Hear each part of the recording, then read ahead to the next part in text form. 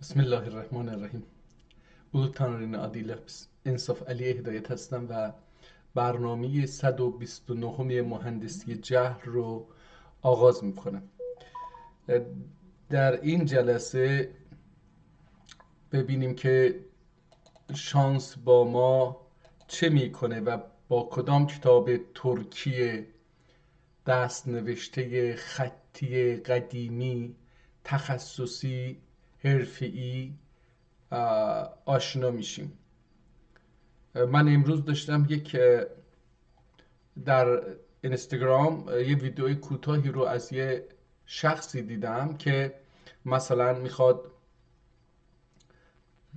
در بین سلطنت طلبی و ایران شهری میخواد بگه که اینها عین همن.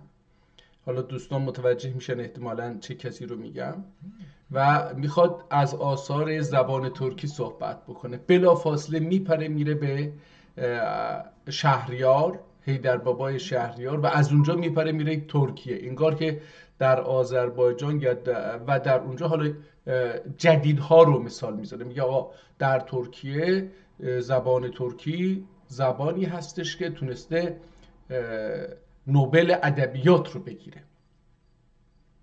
خب نمیدونم این آدم ها حتی در ترکیه فکر نمی کنن که ما ترک ها در تاریخ یکی از پایه های بشریت برای تأسیس و گسترش تمدن مکتوب و فکری بودیم. با یه چنین وضعیتی در جهان مواجهیم که حتی اساتید دانشگاهی ترکیه هم نمیدونن که ترک ها در جهان از اویغورستان گرفته که تقریبا 100 کیلومتر 100 کیلومتر مربع از ایران امروزی بزرگتره. همین استان اویغورستان در چین که در اشغال چین هست، این به تنهایی از ایران بزرگتره. فقط یعنی اونجا حالا دیگه سرزمین های از چین تا بیاد اروپا، این وسط یه تعدادی فارس هم هستن، یه خیلی اندک، که اکثرشون هم فارس نیستن، اکثرشون هم ترک و عرب و بلوچ و ترکمن و قشقایی و لور و گیلک و مازنی هستن، و کرد که به خاطر منافع شخصی دست از سال گذشته فارس خواستن نشون بدن خودشون رو، ولی در شرایطی که همه چیز به روال منافع ملی این ملل به چرخه بر میگردن به اصلشون. حالا برای همین میگم که ما در مهندسی جهل اسیر یه تعداد مهندسین بسیار برجسته چیز شدیم، جهانی شدیم.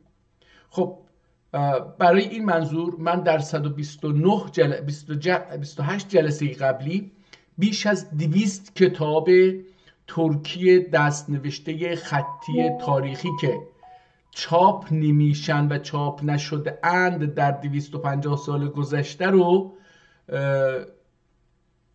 نشون دادم، و گاهم برای 1-2 ساعت وقت گذاشتم که قسمت‌هایی از اون رو بخونم. امروز هم میریم ببینیم که چه کتابی به شانس ما میاد که در 2 هفته پیش شاید بیشتر اینها رو دانلود کردیم که با هم بخونیم.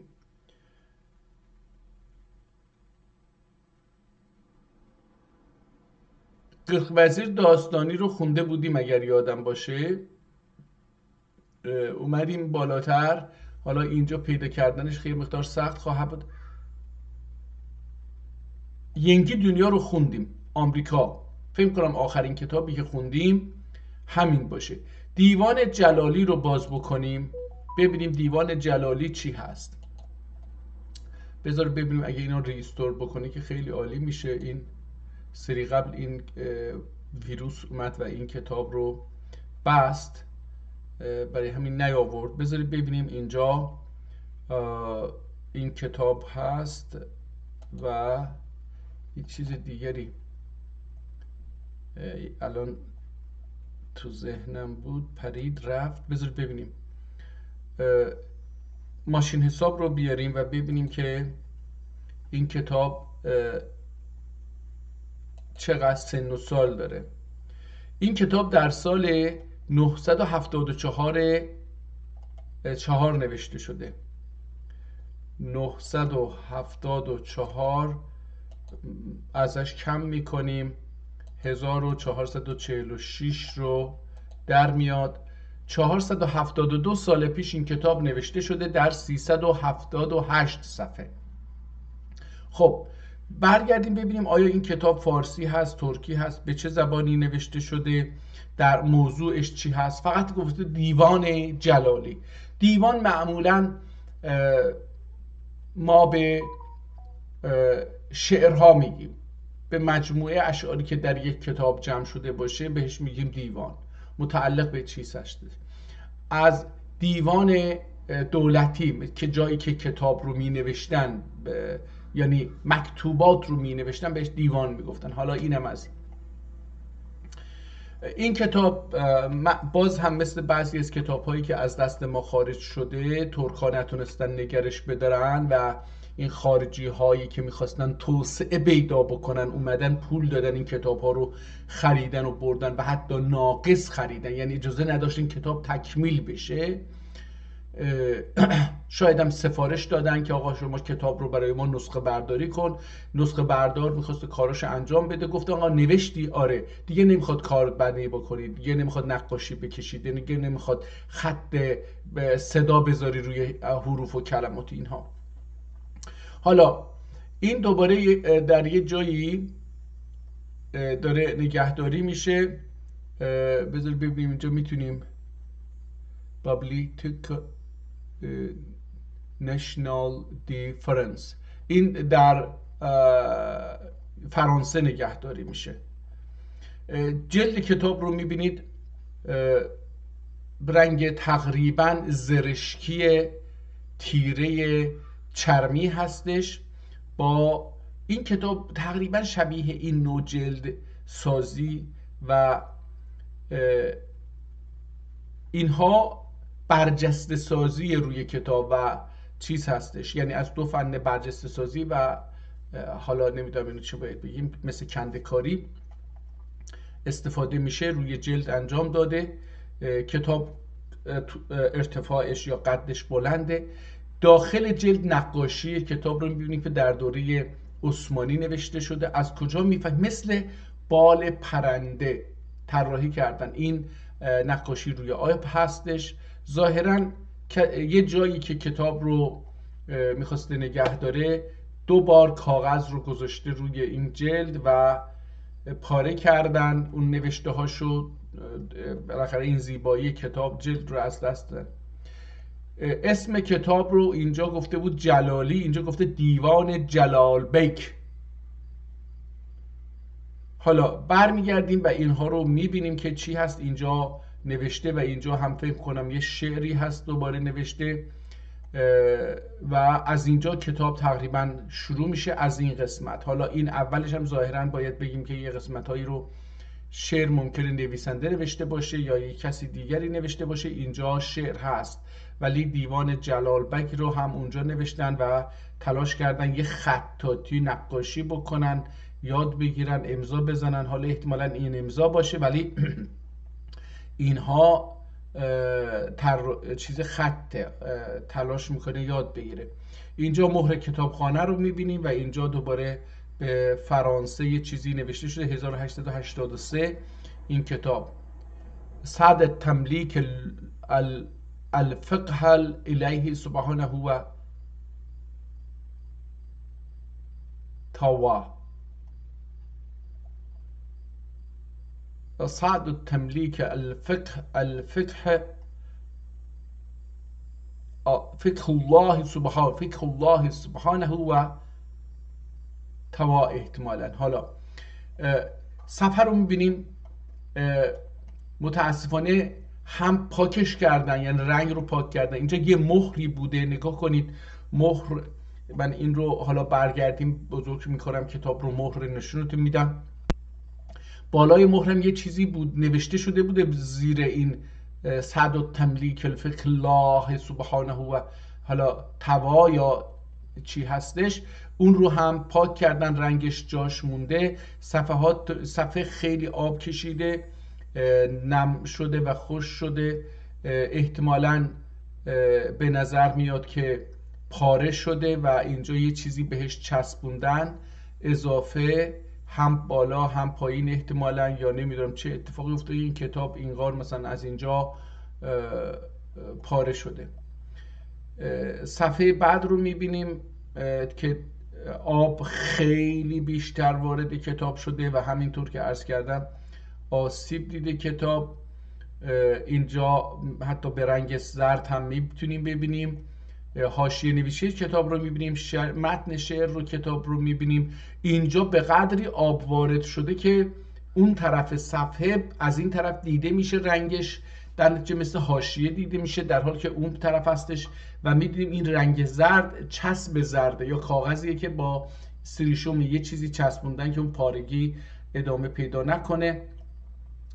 صفحات بعد هم همینطور آب رفتگی و این نشون میده که ما در نگه داشتن کتاب ها در خانه متاسفانه مشکل داریم و نمیتونیم این کتاب های قدیمی رو خوب نگهداری بکنیم. نگاه کنید چقدر تا این صفحه‌ای که اومدیم هنوز این آب در روی این چیز هستش. اینجا شیرازه کتاب هست همونطور که میبینید و این شیرازه کتاب حالا به چه علتی اگه شیرازه کتاب وقتی باز میشه دیگه این طرف صفحه خوب دیده نمیشه. احتمال میدم که مثل کتاب های چسبی که الان هستش به این چسب زدن به جای اون، چون این 470 چند سال پیش نوشته شده، این حتما دوخته شده، کتاب جدیدی نیست، ولی احتمالا بعد که این پاره شده آسیب دیده اومدن این رو بازسازی بکنن. حالا احتمالا ببینیم که آخر کتاب چیکار میکنه. این کتاب 372 صفحه پی دی اف و صفحه کتاب کاغذی هستش. من دیگه نمیخوام اینها رو اینجوری ورق بزنم. میبینی که تقریبا در هر صفحه 2 شعر رو تلاش کرده به گنجانه جا بده. من حالا بعضی صفحه ها هم اینجا مثلا میبینیم در صفحه 12 کتاب که صفحه 27 پی دی اف هستش، میبینیم که یک شعری احتمالاً در حاشیه هم نوشته شده. خب بریم صفحه 100 کتاب رو باز بکنیم. ببینید اینجا بهتره، اون آسیب دیدگی که در صفحات اوایل کتاب بود اینجا خیلی نمیبینیم. حاشیه کتاب آسیب دیده، این طبیعیه برای اینکه اینو با دست حمل میکردن، به هر حال دست عرق میکرده، مثل من که دستم خیلی عرق میکنه دستش عرق میکرده احتمالاً آسیب میده. ولی اینجا وقتی میرسیم میبینیم شیرازه کتاب رو خیلی بعدها دوختن، مثل چیز دوختن. این اون حرفه‌ای که اول کتاب هست نیست، این همون که گفتم علتش نگاه کنید دوخته شدن بعد کتاب هست. دوباره مثل همون با همون خط نوشته شده این کتاب.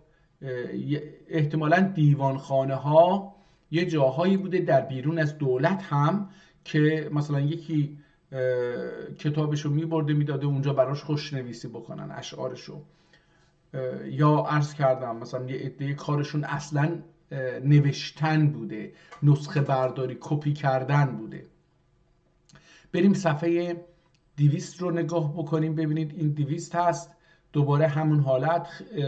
کتاب اینجا یه مقدار اثر انگشت اینجا دیده میشه، یه مقدار آثار زمان در این پوسیدگی اطراف که رنگ کاغذ داره تغییر میکنه دیده میشه. بریم صفحه 300.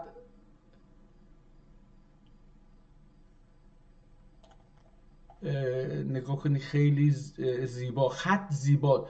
دوباره وقتی میرسیم به اینجاها نگاه کنید از صفحه میتونم بگم 296 پی دی اف ما متوجه میشیم که دوباره آب این طرف کتاب هم اومده. نگاه کنید دیگه آخرای کتاب هست، نگاه کنید کتاب آب رفته یا حتی این از آب هم گذشته، احتمالا یه نوع روغن یه چیزی هستش رفته اینجا و این کتاب رو به این شکل در آورده. متاسفانه اون زیبایی، البته بعضا از روغن برای اینکه کتاب ماندگاری بیشتری داشته باشه بعضی کتاب استفاده کردن.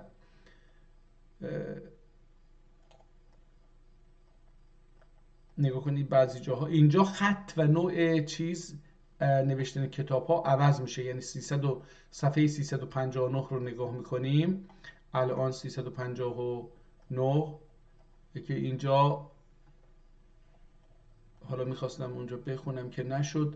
نگاه کنید خیلی زیبا به نظر من نوشته شده. چرا زیبا؟ برای اینکه من میتونم بخونم باهاش رابطه عقلی، فکری، احساسی، عاطفی برقرار بکنم، رابطه میتونم برقرار بکنم با این استانداردی که 1000 سال دست ما هست شاید هم بیش از 1000 سال ما این رو میتونیم باهاش ارتباط برقرار کنیم. این همونطور که عرض کردم این حروفی که اینجا ما میبینیم اینها قراردادهایی هستن که برای صداهایی که از سیستم صوتی ما میاد اینو استانداردش کردیم. همه قبول کردیم که مثلا آ رو به این شکل، صدای آ که از دهن ما میاد آ، ما، آ، پی او پول، مثلا پ او ل پول، اینها رو استاندارد کردیم که با یه علائم خاصی که برای همه قابل تشخیص باشه و همه قبول بکنیم اون رو نقاشی میکنیم، در حالی که اونا صدا نیستن، اونا سمبولی هستن که میگه آقا این صدا در ذهن شما یا در حنجره در سیستم صوتی شما این شکلی باید صدا در بیاد. من تقریبا دیگه آخرای کتاب رسیدم. آخرای کتاب هم خط عوض شد. نگاه کنید در از این صفحه به بعد اگر اشتباه نکنم نگاه کنید اینجا یه حاشیه نوشته شده.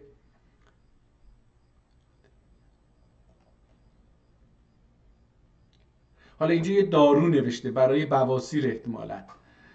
حالا اگه برگردیم اینو هم میخونیم.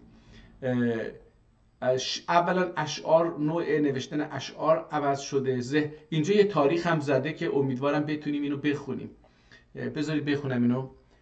چو تاریخ وی ز هجرت و وبای مشایخ بشد 970 نوشته اینجا. نگاه کنید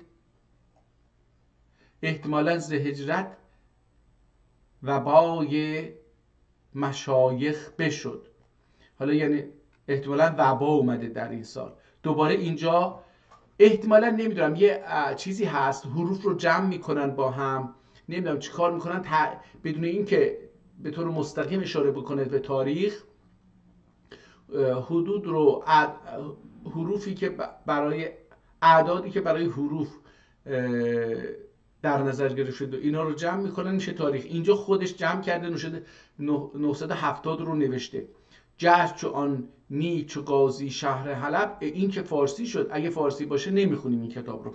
بذارید من برم آخر این از اینجا به بعد رو هم نشون بدم که هم صفحه از نظر فیزیکی خیلی بد میشه، هم خطش عوض شد. کلا اینجا این خط عوض داره میشه، اینجا خیلی عوض شد، اصلا قلم کلا عوض شد و نوع املا هم عوض شد. این حاشیه نویسی هم یه چیز دیگریه. دوباره شعر بعدی هم که نوشتن اونم عوض شد دیگه، همون خط بالایی و اون بالایتری ها نیست. اینجا دوباره عوض میشه خط، اون هم نگاه کنید اینجا دیگه هم خط عوض شد و همین که با این خط بالایی هم فرق داره این صفحه و اینجا دیگه داشته خط چیز میکرده، تمرین میکرده که خوشنویسی بکنه یا امضا بکنه. ظاهرا امضا رو تمرین میکرده. آقا جی اینجا یه امضایی به این شکل اعلالی، حالا آقالی. اینجا داخل جلد پایانی رو نشون میده که نقاشی هست و روی جلد رو نشون میده و نشون میده نگاه کنید اینجا کتاب چه شکلی آسیب دیده از بالا، از حاشیه و از قسمتی که باز میکنیم. حالا اسم چیز اون رو نمیدونم. نگاه کنید چقدر آسیب دیده. این دیوان رو اینجا اومدن دوباره نوشته دیوان جلالی اونجا نوشتن. این قسمت کتاب بالای کتاب هست، اینجا دوباره چیز کتاب هست، اونجایی که باز میکنیم اینجا دوباره یه مقطع دیگری از کتاب هستش که اینجا میبینیم با یک نوع بافتی به کتاب رو بافتن، به این بافتن. خب برگردیم ببینیم کتاب به چه زبانی هست. من اولش نخوندم، حالا این هم وقت گذاشتیم، اگر این فارسی باشه که نمیخونیم. بذارید ببینیم این بزرگش بکنیم ببینیم که چی میشه. دیوان مرحوم جلال بیگ رحمت الله علیه رحمه واسعه، مرآت قلبی شوق رخون قلده پرصفا.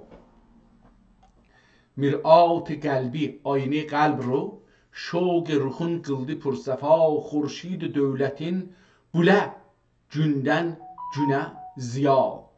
خورشید دولتین بوله جندن جونه زیا.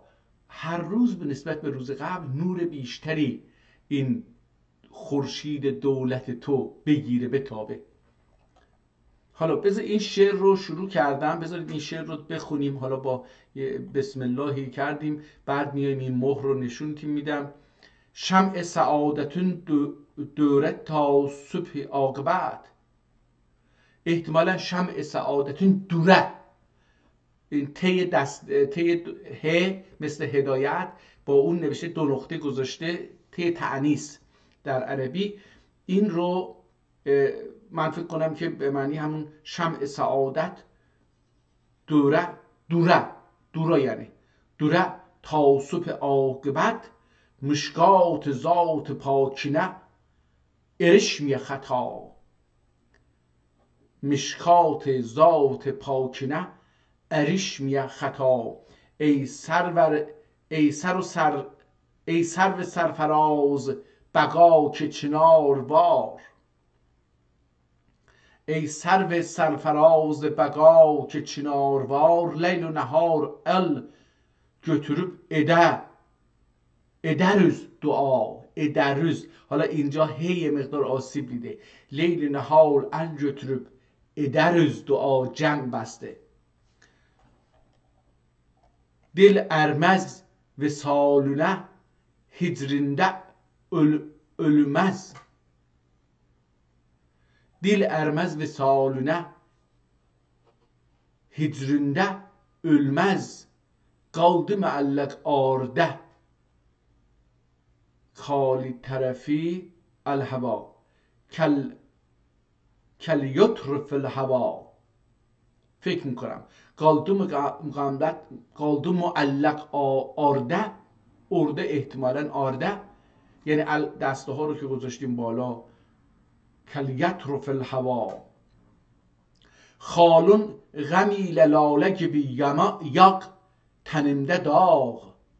خالون غمی للاله بی یق تنمده داغ. محتاج کدر. حالا اینجا دو تا ورژن داره این نویسنده، این کسی که خطاطی میکرده هر دو ورژن رو آورده. یعنی احتمالا یا خودش غلط نوشته بعد اومده درستش رو کرد، درست نوشته، یا اینکه دیده در دو کتاب دو کلمه مختلف نوشته شده، اینو اومده گفته. البته خط زده، اصلش اینه که بگیم دیده که غلط نوشته اومده خط زده. حالا نمیدونیم، شایدم خودش تغییر داده، نمیدونم، من اصل کتاب رو ندیدم. خالون غمی للاله که بی یاق تنمده داغ. محتاج در ای yüz güldae بیدوا. ای دواء بیدوا، داء بیدوا. حالا اینجوری نوشته بود، بعد اینو خط زده گفته محتاج کیدر. محتاج کی دکلیمدر. حالا این دیگه نمیتونم بخونم چی میشه. محتاج کی دکلیمدر یا کیو کی دکلیمدرر. کل دواء بی دوا، کل داء بی دوا. احتمالاً عربی هست اون بالایی، هم من اونو نباید ترکی بخونم. محتاج کی دکلمیدر، نمیتونم بخونم، این کلمه برای من خیلی ناآشناست، احتمالاً عربی باشه، نمیدونم. گلدم خیال طرف دگشلرن، گلدم خیال طرف جبیننده، گلدم خیال طرف جبیننده قشلرن، ما به مقابل olmuş iki şehber huma. Dur etmedidesin قدمünden celalünün. Dur etmedidesin قدمünden celalünün. ای خاک پایی دیده اشاق توتیا. حالا این شعر اینجا تموم میشه، یه غزل بود. برگردیم ببینیم این کتاب چی هستش. اینجا ما با مهری انگشتری یا حالت انگشتری مواجهیم که یه نقاشی کنده کاری شده. نقاشی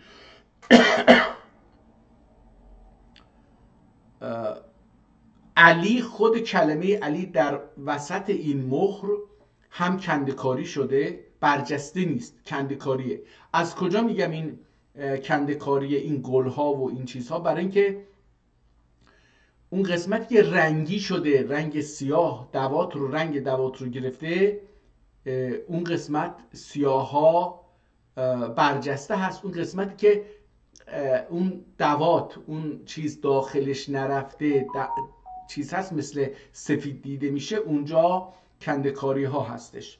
به هر حال اسمش فقط هست علی و یه نقاشی بسیار زیبایی رو روی این کندن. احتمالاً حالا این انگشتر چی بوده، جنسش نمیدونم. اینجا نشون دادم همون که اینجا دیدید که یه چیزی نوشته شده و این رو پاک کردن با یه مثل پارچه مانندی، این رو چند بار جلو و عقب کردن و اون چیزی که اینجا نوشته شده بود رو پاک کردن. اگه برگردیم صفحه اولی که نخونده بودیم، اون رو برگردیم به اون طرف. Bu xatibel biri peyker bir dadem daymarak ama gahi olur ملکاlerle bizmişi. نمیتونم اینا رو بخونم. اینجا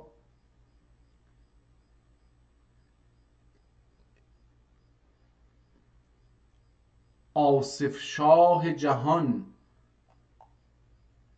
bir gün ederken divan, yüz sürerken ayağı toprağına بای و گدان، گدا احتمالاً گدادان، گلده بیر. حالا هرچی هست اینجا خیلی خوب دیده نمیشه. من آصف جهان bir gün ederken دیوان. حالا اینجا بالا یه چیزی هم نوشته، اینجا محمد پاشا حکم، این چی هست؟ شهید اولدی، نمیدونم این چی هستش. اینجا نوشته شهید اولدی محمد پاشا. احتمالا یه بخشی از شعر این. مسکنین با جنت، اینجا کتاب پاره شده یه مقدار. اینجا سریشم رو هم میبینیم، جای سریشم رو هم میبینیم که اینجا هم دوباره میبینیم که کتاب آسیب دیده و سریشم زدن. علت این که اون چیز رو دیدیم آخر کتاب رو دوخته بودن به یه حالت کلیم مانندی، حالت یه چیزی که اونجا دوخته بودن، حالا نمیدونم اسمش چی هست. علتش این بوده که به اونجا سریشم زدن، پاره شده کتاب، سریشم زدن، این رو چسبوندن، اون پارچه مانند رو چسبوندن به شیرازه کتاب، رو چسبوندن به اون و اون رو چسبوندن به جلد. درنچه وقتی باز میشه این یک سره است دیگه، اون به کارتون چسبیده، به اون جلد چرمی چسبیده، اون جلد خم نمیشه که این کتاب کامل باز بشه، متاسفانه به اون علته. ولی به هر حال ظاهرا اینجا دوباره با چیچی چلبی رو میتونم بخونم. تلقی، تلفی، تلنقی، چلبی. این چلبی رو میتونم بخونم. اینجا 915 رو میتونم بخونم، عدد غزل. 915 تا غزل میتونه داشته باشه یا 615، اینو نمیتونم دقیق ببینم. اینجا کلمه شهید 2 بار چیز شده به نظر من، مسکنش با جنت پاره شده.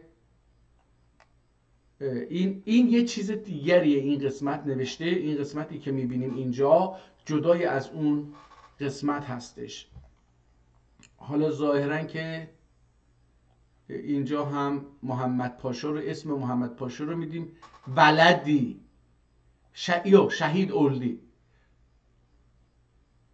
حکم مقبله شهید اولدی محمد پاشا. این حالت شعری داشته اینجا، احتمالاً مسکنش با جنت. حالا مثلا محمد پاشا مقبول شهید اولدی محمد پاشا. آصف شاه جهان bir gün ederken divan, yüz sürerken ayağı toprağına, bay bey ve gedaon. geldi bir سابله، این دیگه از بین رفته. سنرت کلنده، نمیدونم این چی خونده نمیشه، میشه خوند، نه اینکه نمیشه خوند، ولی خیلی وقت میبره. دوباره اینجا میبینیم که کتاب پاره شده و با چسبی چسبوندن، بعد دوباره این چسب رو باز کردن، به کتاب آسیب بیشتری رسیده. اینجا با خطاطی مواجهیم. اینجا هم دوباره شعری نوشته شده که متاسفانه از بین رفته. bu جهاندن یه قطب وزرا جنتی. احتمال اینجوری خیلی نمیشه خوند. به وازه روزه جنت ایده هر یعنی یا bir یعنی حق کیف شاه süp sadık gibi çak olunmayan سینه. حالا احتمال میدم سینسی یه چیزی در این مایه ها باشه. گانه غرق etdi شهادت قلجن. اینجا دیگه دوباره نمیتونم بخونم چیه.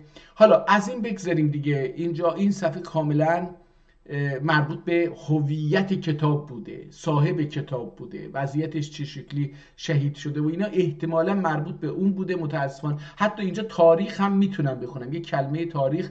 حاطف غیب ادم دیدی آنون تاریخینی حکم حق شهید اولدی چی محمد پاشا. دوباره اینجا همون محمد پاشا. این شعر در حد محمد پاشا بوده. احتمالا کسی بوده که کتاب رو سفارش داده، وقتی نمیدونم دیوان رو سفارش داده که بنویسن، حالا وقتی فوت کرده این کتابم تکمیل شده اومدن این شعر رو براش نوشتن اول کتاب، ولی دیگه اون چیز شده، خیلی قابل خوندن نیست. کندون اغیار مهر منصوب کلار آنلاد شایدم. این قسمت رو نمیتونم بخونم. حالا بریم این صفحه رو خوندیم، بریم از هر صفحه، برای اینکه ببینیم البته چند دقیقه الان وقت گذاشتیم، 34 دقیقه. خب بریم الان صفحه از هر 30 صفحه یه دونه بخونیم. بریم صفحه 33. اومدیم صفحه 33 دیگه. از همجا اول اینجا شروع میشه. خلقه kapında cami eksen olur.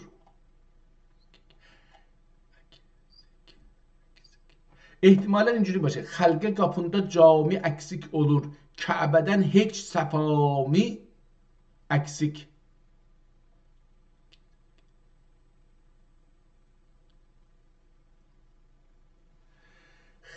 Xalqa qapında cami eksik olur.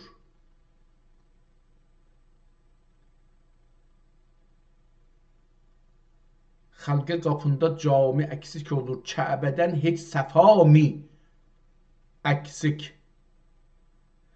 Münteşir olsa aləmə feyzün, şəmsidən heç ziyami eksik. عدل و دادیله cəm sifət oluna. عدل و دادیله cəm sifət oluna. جام عالم نمای اکسیک olur. احتمالا در همه اونها اون اکسیک اولور هستش. احتمال میدم که باید باشه چون اینجا تکرار شد اینجا هم دیده میشه. به نظر من باید همون شعر اول هم باشه. خلق آپونده جامی اکسیک olur. کعبدن هیچ صفامی اکسیک olur. این باید اینجوری اولور باشه اینجا. منتشر olsa عالمه فیزون. حالا من دیگه دارم دستکاری میکنم اینجا نگاه کنید. منتشر olsa عالمه فیزون شمسیدن هیچ زیامی اکسیک olur. حالا اینو میگم چرا؟ برای اینکه در سطرهای بعدی در بیتهای بعدی تکرار میشه این olur اکسیک olur. عدل دادیل جم صفت اولونه. جم حالا میگن یه پادشاه بوده دیگه. عدل دادیل جم صفت اولونه. جام عالم نمامی اکسیک olur. نگاه کنید اینجا olur تکرار شد. یعنی قتل ایلمکل uşşağı. یعنی قتل ایلمکل uşşağı باب شهدیدن گدامی اسکک olur. نگاه کنید دیگه اینجا olur رو نتونست کامل بنویسه یا اینکه پاک شده. احتمال میدم این پاک شده باشه ولی از آثار پاک شدن هم نیست متاسفانه. نمیتونم اونا بگم که هست ولی اینجا میبینیم که دوباره اون اسکک olur. Zülfünden tolaşmamış tutalım. Zülfünden tolaşmamış tutalım. Müptelaya belami eskik olur. Wow. خیلی زیبا خیلی زیبا. زلف سرکشیدن آنلم ای دل. حالا این یه ورژن دیگه هم میتونم بخونم. زلف سرکشیدن ارشلم ای دل. جنزیدن اژدهامی اسکیک. حالا اینجا باید من اولور رو باید بخونم چون شعر اینجوری به نظر میاد بهتر دیده میشه ولی خب اینجا دیگه نداره اون رو. توتالم خستیه دوا olmuş. Gere baştan gazami eskik olur. Sönse bir getre feyz cudinden. Sönse bir getre feyz cudinden. Bahri gelmezden ya bahri gelmezden ما می اکسیک olur. ما عربی هستش. ما می اسکیک olur. سنی سنمت جلالی مستغنی. سنی سنم جلال مستغنی. احتمالا سنی سنما سنی سنم جلال مستغنی بنددن hiç رجامی اسکیک olur.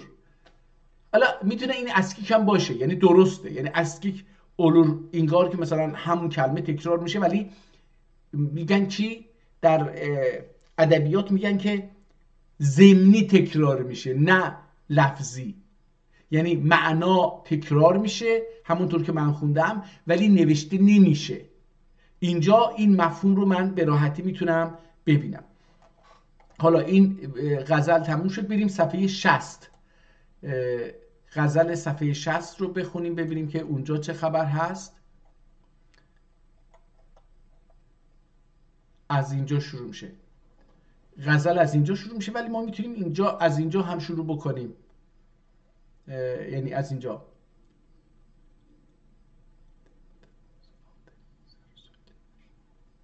Hər necə dəmbəstə olsa adəmi zər söylədər.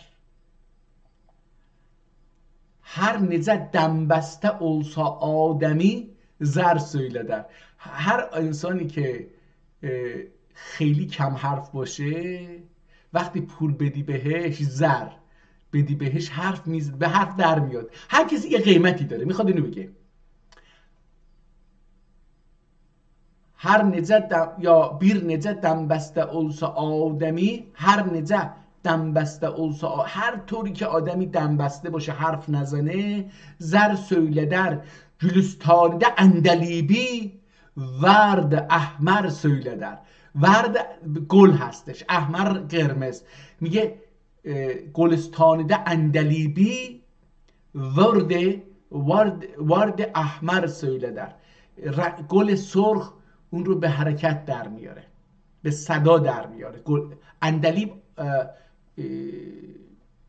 بلبل مثلا. Hoş tuti tab'a garşu göstererler ayna. Hoş tuti tab'a garşu مقابلش göstererler آینه. میگه یه توتی که نمیخواد حرف بزنه ظاهرا یه آینه میذارن روبروش، فکر کنه یه آینه دیگه است، عاشقش میشه و به صدا در میاد، میخواد با اون حرف بزنه، با اون که تو آینه هست ولی فکر نمیکنه، آینه رو نمیدونه اون آینه هست. ما هم که بچه بودیم هر کدوم ما یه خاطره باید از این داشته باشیم دیگه. آینه رو نگاه میکردیم میرفتیم اون پسری که اون پشت آینه هست یا اون دختری که پشت آینه هست داره ما رو نگاه میکنه، اون رو پیدا بکنیم، بازی بکنیم باهاش. این خاطره رو احتمالاً هممون داریم. این هم توتی خوشطبعه قرشو gösteren در آینه باعث تعلیم olur illa که سکر söyleder. سکر هم میتونیم بخونیم یعنی شکر. توتی خوشطبعه قرشو gösteren در آینه باعث تعلیم olur. این آینه رو که جلوش میذارن باعث تعلیم olur، یعنی حالا دیگه به این واسطه آموزش میدن، چون اون دیگه برای تو نمیخونه، چون وقتی تنهایی و در قفس بودن رو حس میکنه دیگه نمیخونه. میگه که بیا آینه میذارن، اون خودشو تو آینه میبینه. حالا که ببینید چقدر زیباست که یه دو نفر که عاشق هم میشن آینه هم باشن، آینه برای هم باشن، بتونن همدیگر رو منعکس بکنن، به هیجان در بیارن، به زبان در بیارن، به عشق در بیارن، شعر بگن برای هم. خیلی زیبا میگه باعث تعلیم رو ایلا که سکر söyleder. به خصوص که اگر بهش شکرم بدید دیگه اون چیز میشه، جایزه. شکر جایزه است. شما اگر مثلا عاشق یکی هستید باهاش میخواید صحبت بکنید، اون با شما عاشقتون باشه، حالا هر از گاه یه بوسه ای بده، مثلا یه حرف خوشی بزنه، دیگه اون شکر شماست دیگه، جایزه شماست، بیشتر علاقه‌مند میشید بهش. شوق لعلندر دهانın sırrını faş ettirün. Şoğ la'lündür dehanın sırrını faş ettiren ya ettirün, kişinin kalbindekin badı mügerrer söyleder.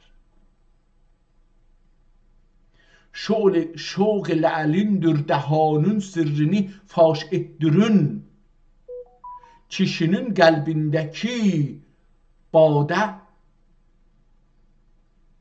mügerrer söyleder.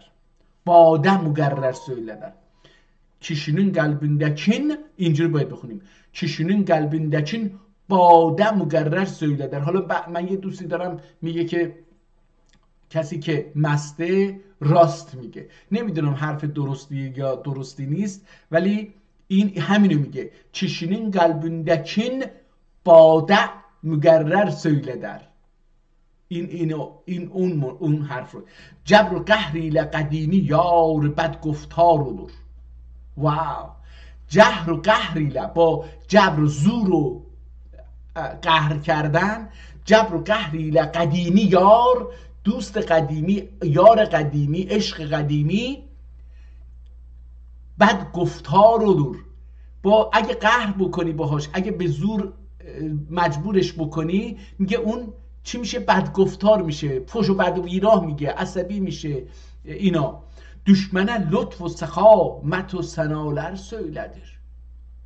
اگه شما به دشمن لطف و سخا بکنید، حتی دشمن، اون هم به مدح و ثنای شما زبان باز میکنه.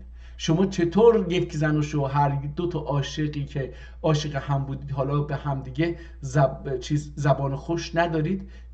این شعر خیلی زیباست از نظر این که میگه دشمنه، حتی دشمن هم اگه لطف و سخا بکنی بهش، ببخشی براش یه چیزهایی رو، حرفاشو ببخشی، طعنه هاشو ببخشی، کنایه هاشو ببخشی. البته خیلی دیگه نباید اینها هی باید تکرار بشه، نباید پالانیتی توچیله که دیگه خسته بکنه هر دو طرف رو. این از بخشیدن به خسته بشه، اون از گفتن حرفای زشت یا زخم زبان خسته نشه. چقدر زیبا این شعر رو یه باری. خلق عالم جز گلاغ olursa acemi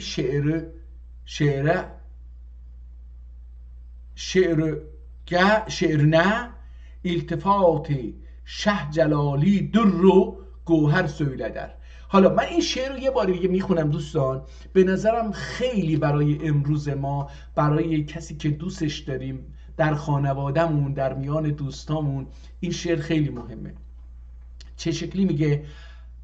her necə dəm bəstə olsa adəmi zər söylədir. Gülüstanə əndəlibi vurdi əhmər söylədir. Tuti xoştövbə qarşı göstərərlər ayinə, باعث تعلیم olur illa ki sükkər söylədir. Şoq lə'lündür dəhanın sirrini faş etdürün. Kişinin qəlbindəkən badə müqərrər söylədir. Cəbr و قهر ilə qədimi yar بدگفتار olur. Düşmənə lütf و səxa mət و sənalar söylədir. Xalq aləm göz qulaq olursa, xalq aləm göz qulaq ürsə, əcəmi şeirinə iltifat شه جلالی در جوهر söylədir. شاه جلالی همون احتمالا باشه که تقویم جلالی رو هم نوشته باشه در اون مقطع، مثلا نمیدونم، شاید یه شاه دیگریه، شه جلالی، شاه، شاید اسم خودش رو به شاه میگه، نمیدونم، شاید خودش شاه اصلا، نمیدونم، نویسنده شعر شه جلالی خودش رو معلق چیز کرده. خیلی زیبا. من این شعر اونقدر معنیش زیباست، این دوتا شعری که در این 60 صفحه، 3 شعری که خوندیم، به قدری زیباست متنش که دلم میخواد همینجوری بخونم، ولی میدونم که خیلی دیر میشه بریم. حالا اگر شد دوباره این کتاب رو میخونم. بریم صفحه 90 ببینیم که صفحه 90 چی داره برامون. از اینجا شروع میشه صفحه 89 90 از اینجا شروع میشه. بهتره همین رو. تیر پرتاد اتمز، تیر پرتاو اتمز، تیر پرتاو اتمز، گوس گزا تیر قدر. پرتاب نیست اینجاها، نگاه کن، پرتاو میگه.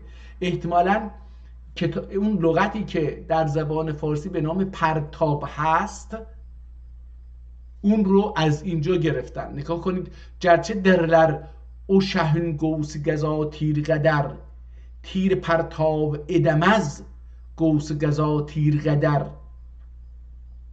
ضرب دست آندرور آن باشنی اگمزیسه. ضرب دست اگدرر آنون باشنی اگمزیسه. ضرب دست شپلاخ.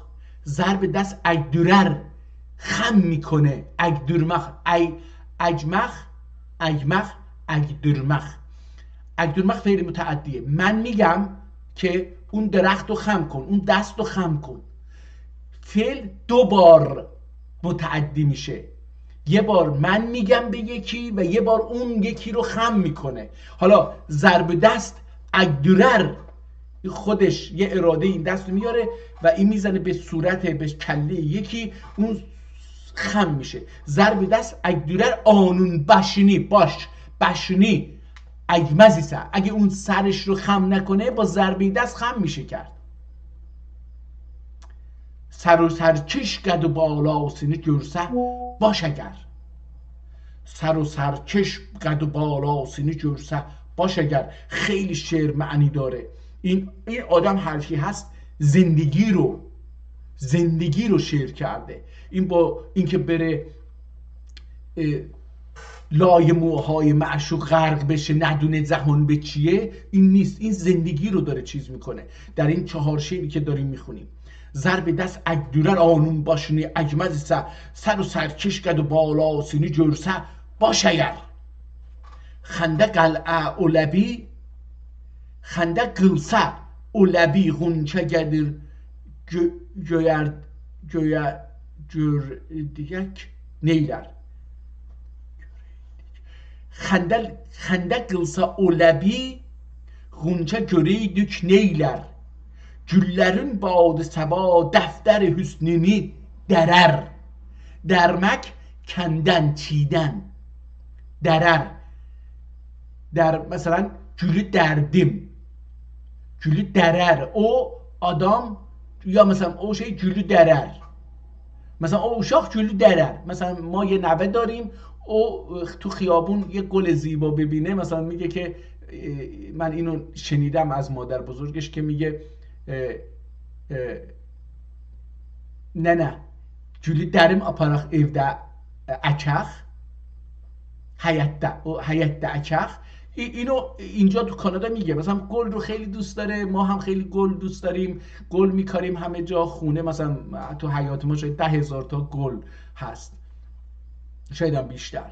ولی حالا این بچه هم عاشق گل شده از اول ابتدا. حالا هر جا که یه حتی برگ خشک رو میبینه تو خیابون بر میداره میگه من آپاراخ بونه حیات اکخ، یعنی میخواد اونو ببره تو خونه بکاره. اینقدر حالا اون درماخ اینه، این درر خیلی. خنده قلسا اولبی، اگه لب اون خنده بکنه غنچه گره دیک نیلر. حالا ببینیم اون غنچه چی کار میکنه. اگر لب اون بخنده ببینیم این غنچه چطور میتونه باز نشه. یعنی اگر یار شما بخنده شما نمیتونید نخندید. اینجوری میخواد بگه خنده قلسا اولبی غنچه گره دیک نیلر. گüllerin badı seba defter hüsnünü derer.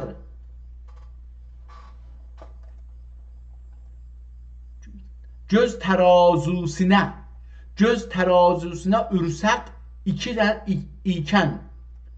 ürsek iken qiymətdə. Göz terazusine ürsek iken qiymətdə. Cöhər xak qədəmün görər زکهلی بصر. حالا اینجا رو یه مقدار göz terazusuna ürsek iken qiymətdə. ürsek احتمالاً vursaq qiymətdə. göz terazusuna ürsek iken qiymətdə.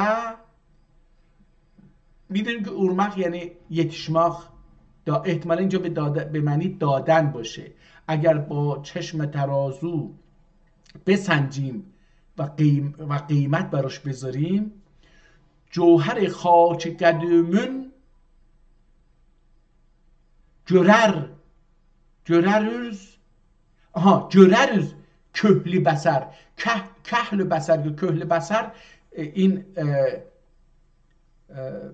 اینجا رو حالا بیا سرمه چشم. بصر چشم، کهلم یا کهلم چیز باشه. حالا اینجوری باشه. پس شعر اینجوریه: göz terazusuna ürsek iken qiymətdə. Cöhər xak qədəmün görürüz köhlü bəsər. Ahımız şölənənir dəvət əğyar etsə.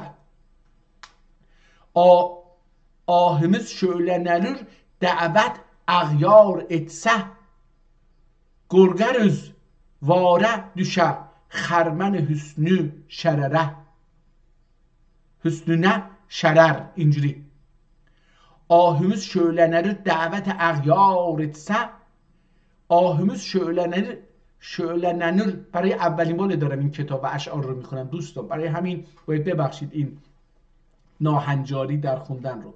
آهمز شعلننر دعوت اغیار اتسه گرگرز واره düşe خرمن حسنونه شرر اره مختله اره مختره durum دلدی دلی احتمالا اره مختلت دورمدی دلدی دلی، اونم دورمدی باید باشه. اره مختلت دورمدی دلدی دلی şöyle benzer o peri şan saçine şane deler. Şöyle benzer o perişan saçine o perişan saçine o پریشان ساچینه شانه دلر. خیلی زیباست، خیلی زیبا. کاش میتونستم این رو خوب بخونم، خیلی بد خوندم. آلمز اغیار وصالون او شهون اوسا جلال آنمز اغیار وصالون او شهون اولسا و جلال خوفی بودر کی dolaşmaya میانینه کمر.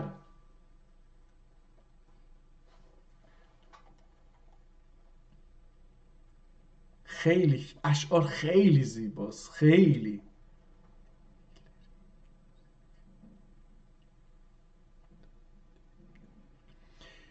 خیلی کش dedikleri Yusifçe Kenan'a düşüptür.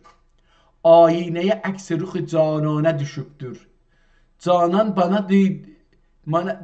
banadır düştü şu cananine köklüm.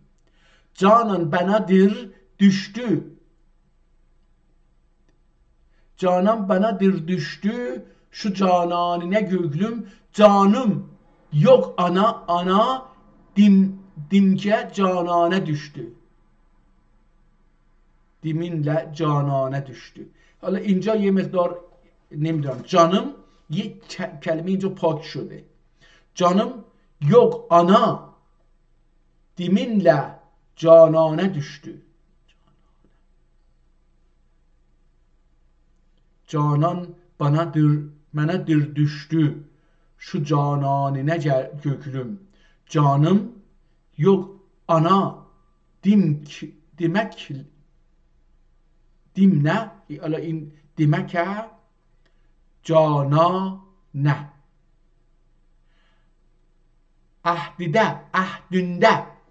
اهدünde ایا خسرو دوران نته شیرین آلوب eline تیغini yelmane düşüptür. Yalman hareket kərdən yalman مثل پهلوان. بذارید بریم صفحه 120 ببینیم که تو صفحه 120 چه خبر.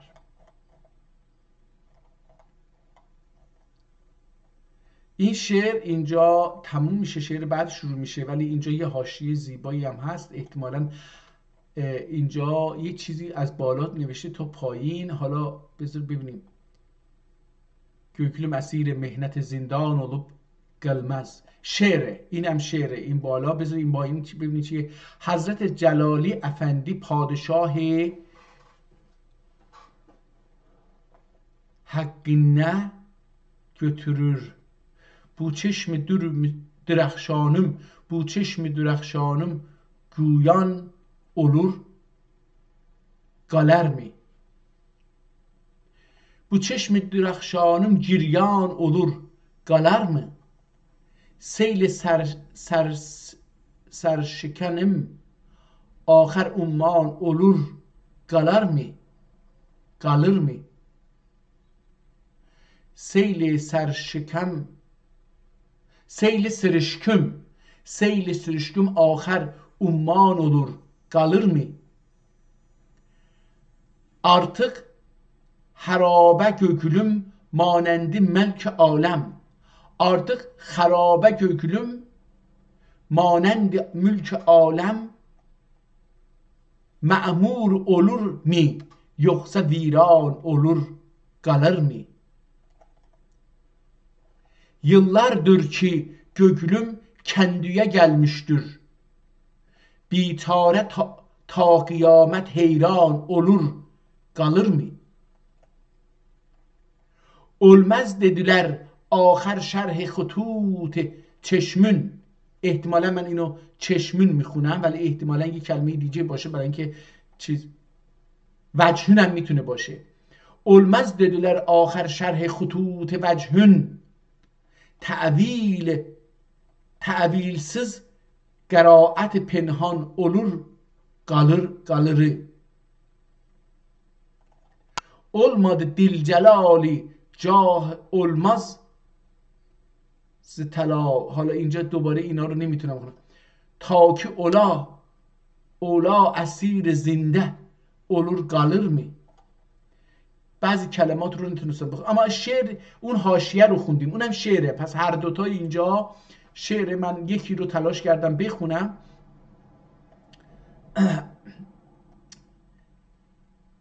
قلم یه مقدار با این قلمی که متن اشعار رو نوشته فرق داره و اون قلمه که هم می نوشته، اون منظورم نه خود خط، زیبایی خط، اونو نمیگم، بلکه اون قلم، اون ابزاری که با اون رو هم می نوشته، اون هم یه مقدار خوب تراشیده نشده بوده. مرکب رو بعضی جاهاش تلشکه وارد نمیدونم، حالا پلیسه داشته، نمیتونسته خوب یک دست جوهر روی کاغذ نقش ببنده. حالا احتمالا این دوتا شعر رو فراموش کرده بودن بنویسن. در بین این اشعار بوده، در بین این اشعاری که در این صفحه هست باید این جا میگرفته، اومدن اینجا نوشتن. مثلا قبل از اینکه این شعری که میخوام الان شروع بکنم این رو باید می نوشتن. اینجا رضا اینجا نوشتن سر تیغون بیان الورمز. سر تیغون بیان الورمز. تیر غمزن کمان الورمز. حالا اینجا یک کلمه چیزی نوشته بوده که اولش پاک شده، مثلا سرکش دورر شها زلفون. Yıktı serkeş durur şaha zülfün. Kimse malikane el vermez. Paybusunla olmadı mesrur. Neylesin dil zamane el vermez. Sağın kim ayağın alıp bulur. Sağın kim ayağın Ali bulur. denmiye bی بهانه الورمز.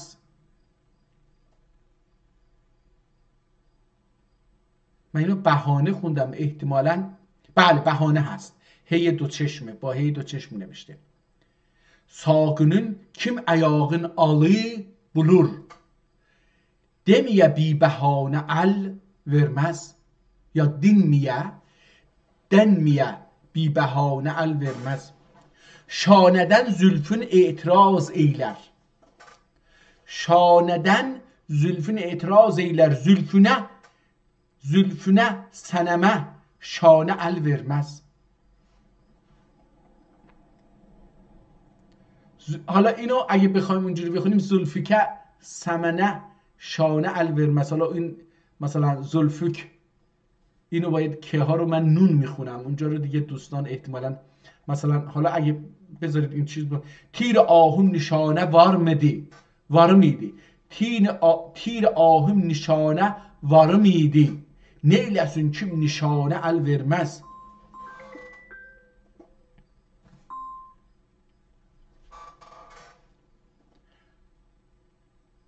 الüz ədəb döləşmə, الüz ədəb döləşmə ana celal، سنبیل باغبانه الورمز.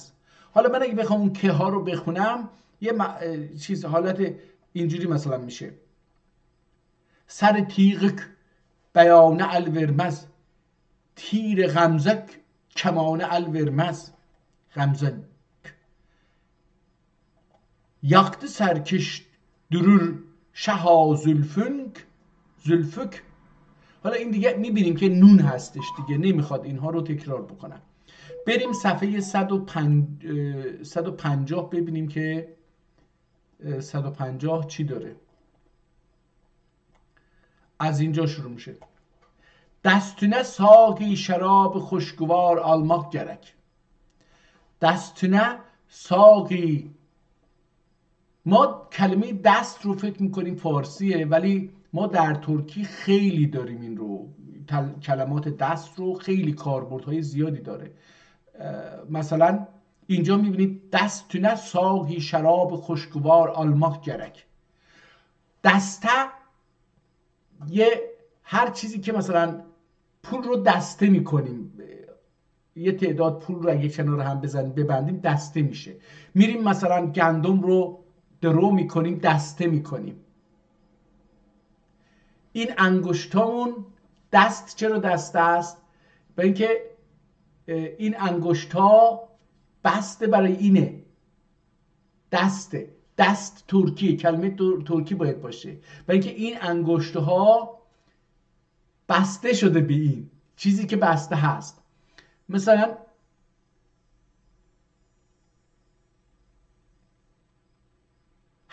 هر چیزی که دسته باشه بهش میگیم دسته، دسته. مثلا میگیم که bir دست لیوانم var، یک دست لیوان دارم، یک دست مثلا قاشق و بشقاب دارم، مثلا هر چیزی که کاسه و بشقاب و اینا دارم.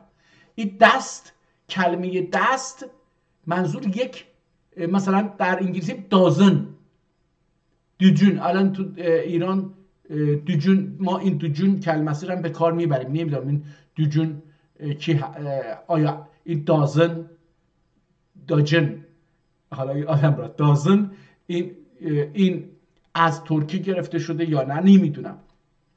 مثلا اینو ما دوجون میگیم دیگه. حالا دستینه ساقی شراب خوشگوار almak gerek. چرخ مردم خاردن قلب دمار.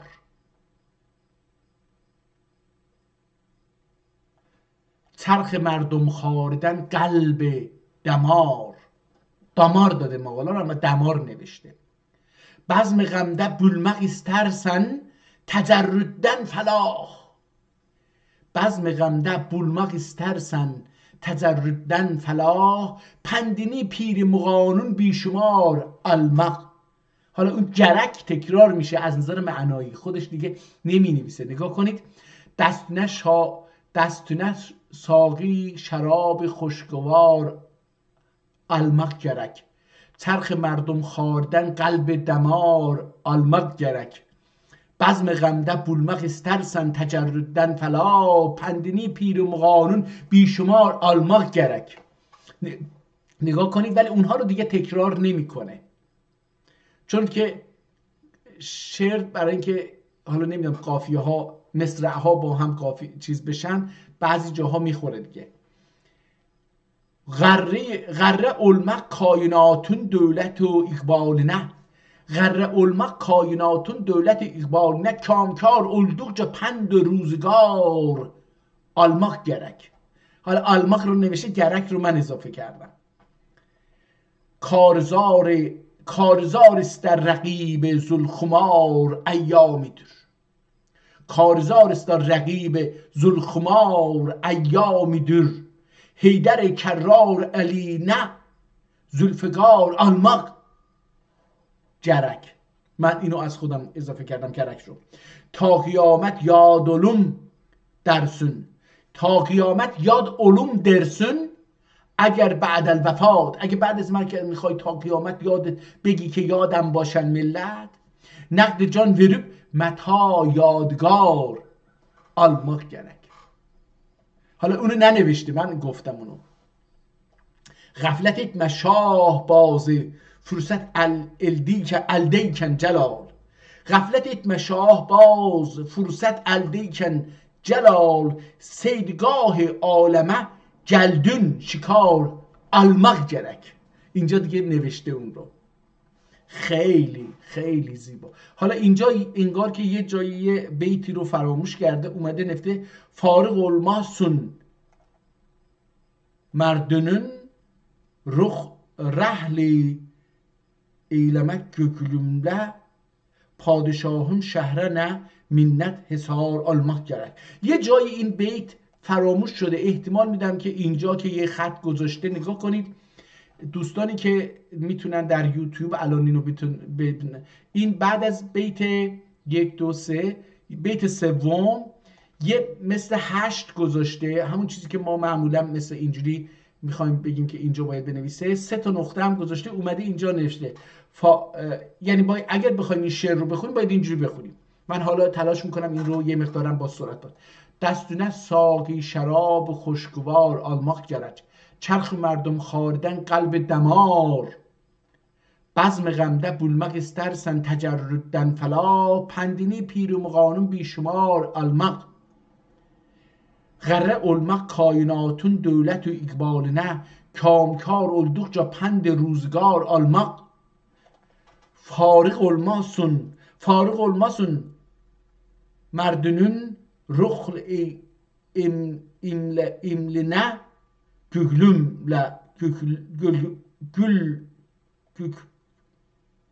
Gönlüme padişahın şöhreyi her minnet حصار almak gerek. تا قیامت یاد علم درسن اگر بعد الوفات نقد جان verip متا یادگار. غفلت etme şah باز فرصت eldeyken celal. سیرگاه عالمه گلدون شکار almak gerek. خیلی زیبا. حالا که میگه به دنیا اومدی، متولد شدی، داری زندگی میکنی در اینجا، باید دنبال صید و شکار باشی. صید شکار باشی. عالمه گلدون شکار almak gerek. شکار، اونم شکار هست، شکار نیست. بریم صفحه 150 ببینیم که 180 بریم ببینیم که چی میگه. این شعر از اینجا شروع میشه. امید سلامت لسلیم خانمه geldim. امید سلامت لسلیم خانمه geldim. عرض eylemeye halimi sultanıma geldim. Pervane düyüp döne yenmeğe halım yenmeğe halım. Pervane dönüp döne yenmeğe halım. Pervane sıfat şem'i şebistanıma ehtimalen geldim. Mahşerde gelir her kişinin kendiye cani. Mahşerde gelir her kişinin kendiye cani. Sabr edemeyip mahşere ben canime geldim. حالا من اون گلدم رو ننوشتم، من نوشتم. عرض etmege خار علیمله دل تنگی. عرض etmege خار علمیله.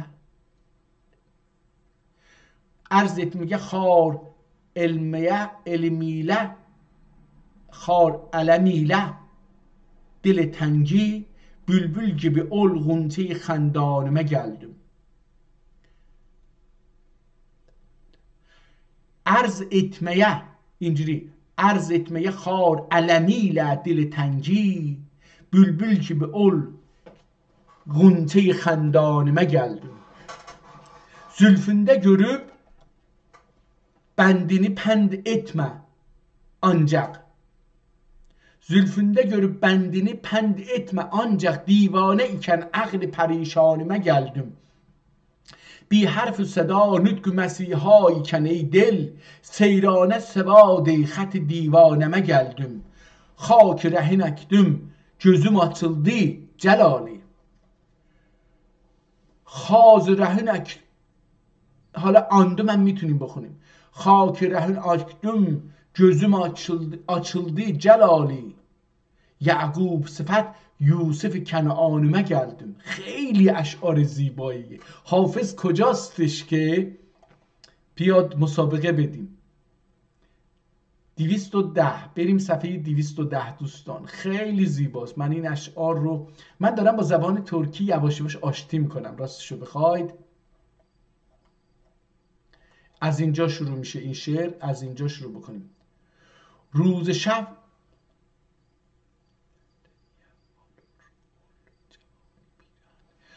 شب یحلویه alır ol جوانی پیرهن. نمیدونم یحلوی چیه. روز و شب یحلویه alır ol جوانی پیرهن. Cani gibi saklar ol ruhu revani پیرهن. روز و شب یحلویه alır ol cevani پیرهن. Cani gibi saklar ol ruhu revani پیرهن. Her şebe furgette görsem gökte mah enveri.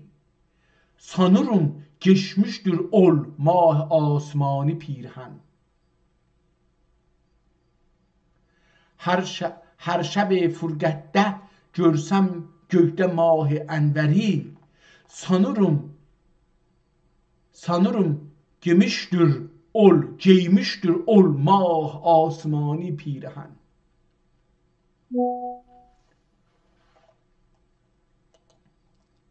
Dud ahimle buyadım asmani göklere.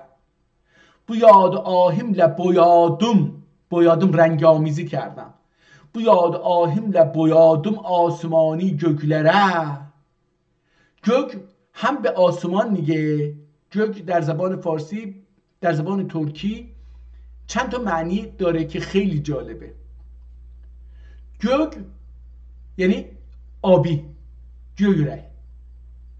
گök یعنی آسمان، اونم رنگ آبی داره.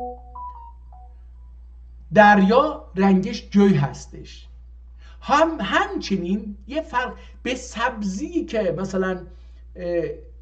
مثلا حیات چمنه یا گل خیلی گل و گیاه داره میگیم گویلخته، یعنی سبزیه. سبز نمیگیم، ما سبز نداریم، گوی داریم. رنگ سبز در زبان ترکی گوی گفته میشه. به آبی هم گوی گفته میشه. البته در بعضی لهجه ها ماوی گفته میشه با آبی. در آذربایجان عرض کردم اینجوریه. اینجا این رو گفته که هر روز شب یحلویه آلور اول جوانی پیرهن. یحلوی یا یحلویت چی هست نمیدونم. یحلوی باشه، یحلویه. هر روز شب یحلویه آلور اول جانی پیرهن. Cani gibi saklar o ruh revani پیرهن. Her şeb fırgette görsem gökte mah enveri. Sanırım giymiştir ol mah asmani پیرهن. Dud ahimle boyadım asmani göklere. رنگ آسمان رو آبی رنگ کردم. دود آهیم را با آهم که دود داره، با دود آهم boyadım آسمانی göklere. نوعروس dehrindir dem و دخانی.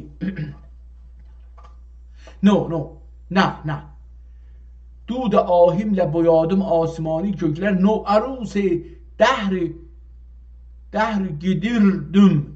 giydirdim دخانی.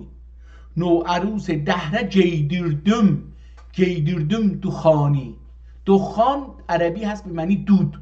دوباره اون چیز نوعروس دهره giydirdim. giydirmek پوشوندم. یه لباسی خریدیم میخوایم تن بچه بکنیم، من اونو تن بچه میکنم ولی یا میدم مادرش تن بچه میکنه. گیدردم یعنی دادم مادرش تن بچه کرد. خب حالا چی؟ نوعروسه گیدردم دمه، گیدردم دخانی. احتمالا دخانی پیره هم باید اینجا بیاد، من اینجوری فکر میکنم که با اون بازم تو ادبیاتی اسمی داره، من نمیدونم اون اسم چی هست. ضمنی حالا میگیم مثلا گرچه سن هیچ گöze göstermesen ani ظاهرا. گرچه سن هیچ گöze göstermesen ani ظاهرا. مومیانون ای پری گوجر نهانی. پیرهن احتمالا گوجر، احتمالا گوجاماخ، گوجر نهان. گرچه سن هیچ گöze göstermezsen ani ظاهرا. مومیانون ای پری گوجر نهانی. پیرهن احتمال میدم اون پیرهن اینجا نیست. یıkmışam dilde celali söz خسرودن چراغ. یخمشم یعنی آتیش زدم. یخمشم dilde celali söz جلالی سوز خسرودن چراغ. یخمشم dilde celali söz خسرودن چراغ. نطقه gelsem sinede nar olur rani.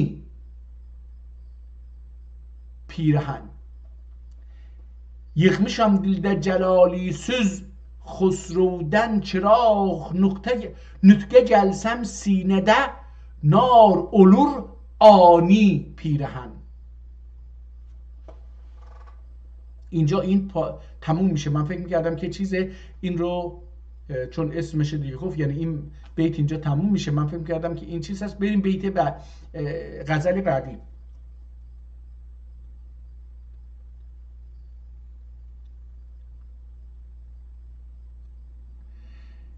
انگار که ادامه اون شعر قبلی هست، غزل قبلی هست.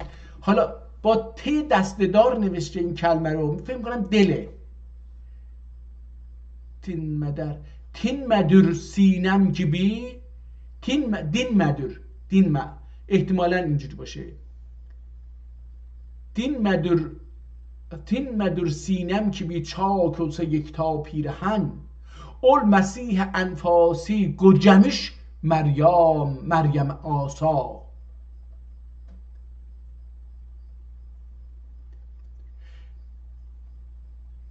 تین مدر سینم که بی چاک olsa یکتا پیرهن. اول مسیح انفاسی گرجمش مریم آسا. عالم وصلتن اصلی var geçsene مطلع. عالم وصلتن اصلی var geçsene مطلع. ذات پاکون جمله eyler تماشا پیرهن. زخم سینمden nola gane boyansa خنجرون. زخم سینمden nola gane boyansa خنجرون. نوعروسی kidir. نوعروسه giydürerler آل و والا پیرهن. نوعروسه giydürerler آل والا پیرهن. آل رنگ قرمز.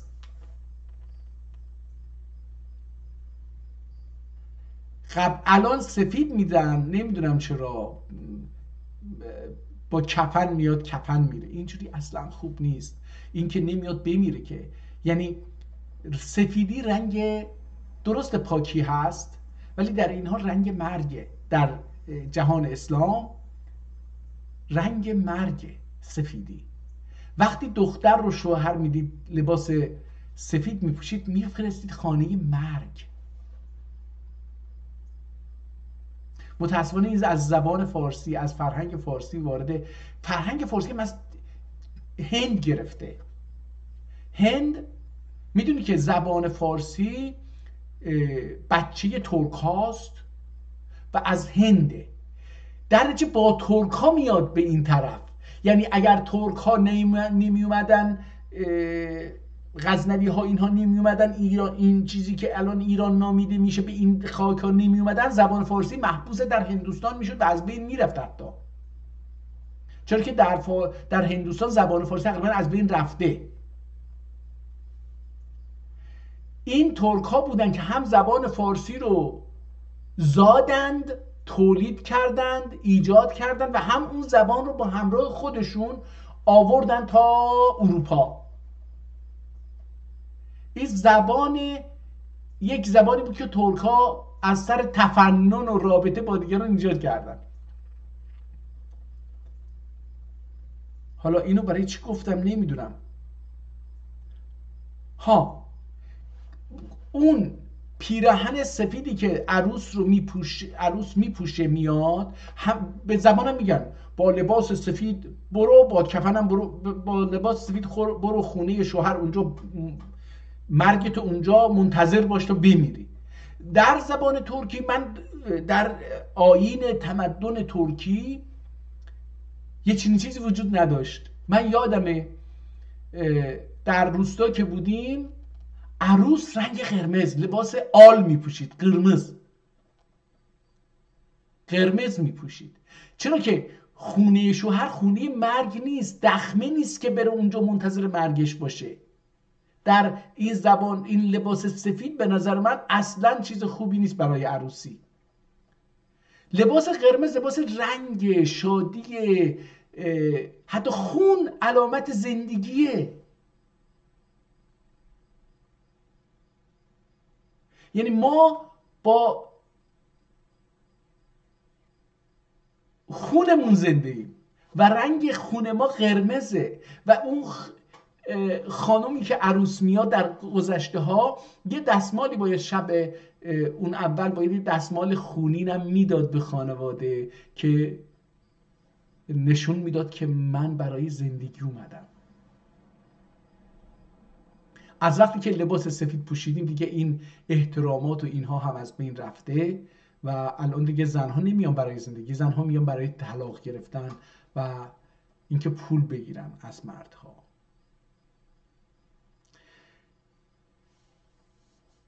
تلمدر سینم gibi çak olsa yekta پیرهن. این دلمدی احتمالاً باشه. دلمدی یعنی چاک نکرد، پاره نکرد. دلمدی سینم gibi çak olsa یکتا پیرهن. اینو پاره نکرد مثل سینه ام، چاک سینه ام که الان پاره هست. این رو پاره نکردین یکتا پیرهنم رو. اول مسیح انفاسنی، انفاسی گجمش مریم آسا. اون مریم که بدونی که شوهر بکنه بچه دار شد و انفاس مسیحا ازش به دنیا اومد و حرف زد. نگاه کنید اینو داره میگه اون مریمی که یهو مثل گل چاک برداشت، مثل پیرهنی که دکمه‌هاش باز شد و عیسی مسیح از توش بیرون اومد. اینو داره میگه سینه من چاک بر نداشت، این پیراهن من چاک بر نداشت، این پیراهن من چاک بر نداشت که شما این چاک، این دریدگی درون سینه من رو ببینی. عالم وصلتن. خب بذارید شعر رو بخونم از اول.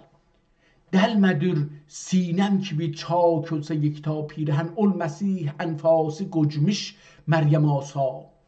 عالم وصلتن اصلی وار جتسنه مطلع. ذات پاکün cümle eyler تماشا پیرهن.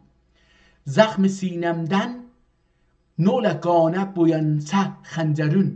زخم سینمدن نولا gane boyansa xəncərin.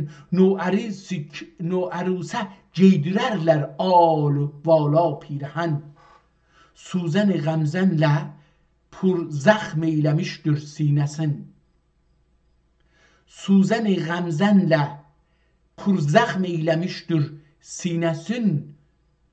Gör nə nəqş ilə qocər جسموکی جانا پیر.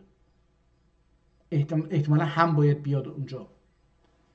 جرنه نقشیله گذر گذر گذر جسموکی جانا پیر. احتمالا پیرهن باید باشه، فکر میکنم. حالا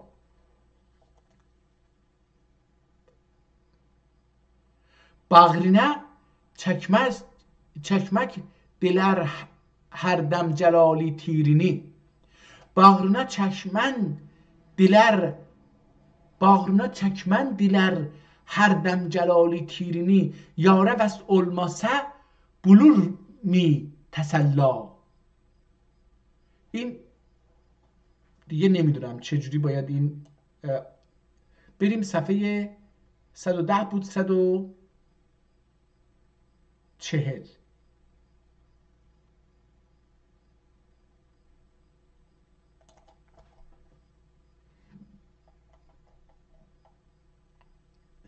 عشق ile zuhad budur varmadığı şaha. عشق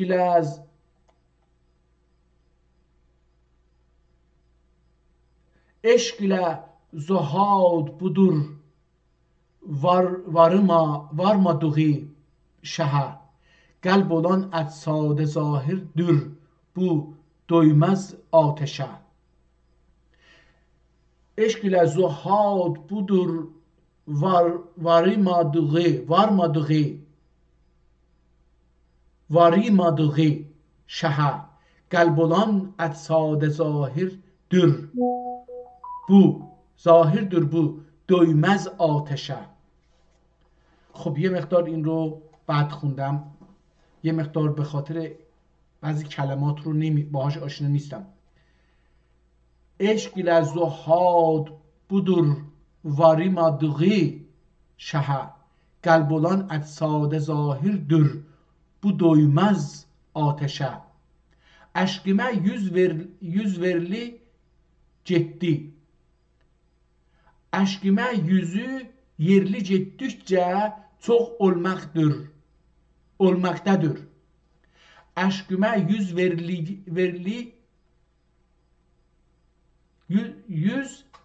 aşkıma yüzü yerli getdikçe çok olmaktadır. Xofum oldur kim fesadi ceydürek baştan aşağı. Baştan aşağı mesela.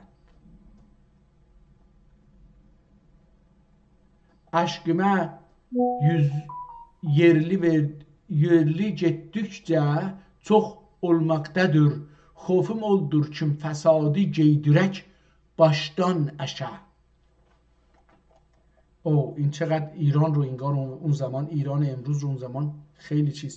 مردم چشمم آنا تشبیه olunsa قararer.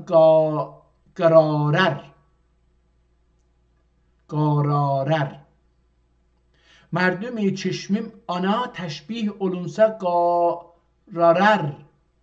Galiba xali rüxün qail degüldür bendişe. Talib vesl olan ol serve erişti su gibi. Talib vesl olan ol serve erişti su gibi. Aşık didar olan başın döger taştan taşa. taştan taşa. taş به معنی داش هستش. داشتان داشا.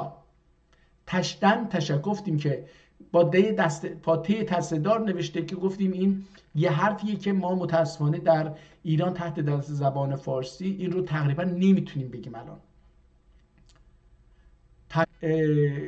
عاشق دیدار یارشه سرشو از سنگی به سنگی، یعنی از هر کسی دنبال یه چیزی که بالاخره شما رو ببینه. خاک پاکنده نثار دک نگود اشکنی. خاک پاکنده نثار دک یا ادن نگود اشکنی. جانو باشه قالmadun ey دیده sen çoklar şaha. ederem dildar surdukça رقیب احترام ederem dildar سرجق رقیب احترام. احترام رقیب، حالا 2 نفر عاشقه یا 10 نفر عاشق یه خانومن مثلا، یا یه مردن، حالا هرچی، یه جوونن، میگه اونا میان از همدیگه میپرسه فلانی چجوریه، میگه که اونا بهش احترام میذارم که اسم معشوقه من رو به زبان میاره. ederem dildar surdukça رقیب احترام dinlenir رخت ضرورت dinlenir وقت ضرورت کافره حاجی شه. میگه در وقت ضرورت به کافر هم حاجی میگن. dinlenir وقت ضرورت kafire حاجی شه. Sübh olunca geceler yümmezem. Sübh olunca geceler göz yümmezem. انجم مثال، مثل انجم ستاره ها، مثل ستاره ها شب تا صبح چشمو نمیبندم. صبح olunca geceler göz yümmezem. Yümmez yummemek. Göz yümmezem انجم misal. ناظر اولدون جلالی اول جمالی محوشه.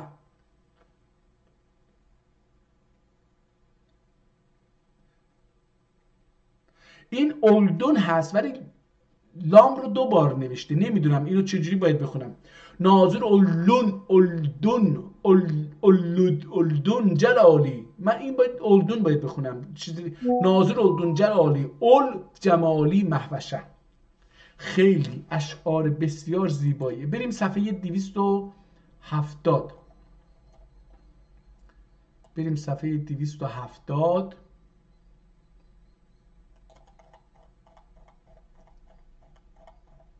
خب اینجا این هم دوباره از اینجا شروع میشه. اول شعر از همینجاست. تابش مهرینه اولمز محتمل بشره یا بشره. ببینیم حالا چی میشه آخر شعر. تابش مهرینه اولمز محتمل بشره و چه budur ki görünmez o peri رو بشره. بشره باید باشه. تابش مهرینه olmaz محتمل بشره و چه budur ki görünmez o peri رو بشره. غمزسی قاصد جان olsa ابا اتمع دلا. قاصد قصد کننده. غمزسی قاصد جان olsa قصد جان بکنه. غمزسی قاصد جان olsa ابا اتمع دلا. ابا دوری کردن، پرهیز کردن، شجاعت نداشتن. غمزسی قاصد جان olsa ابا اتمع دلا. خیره قصد ایلسه قط ایله هوس ایلم ساقن بشره به شره. غمزسی قاصد جان olsa ابا اتمع دلا. خیره قصد ایله هوس ایلم ساقن بشره.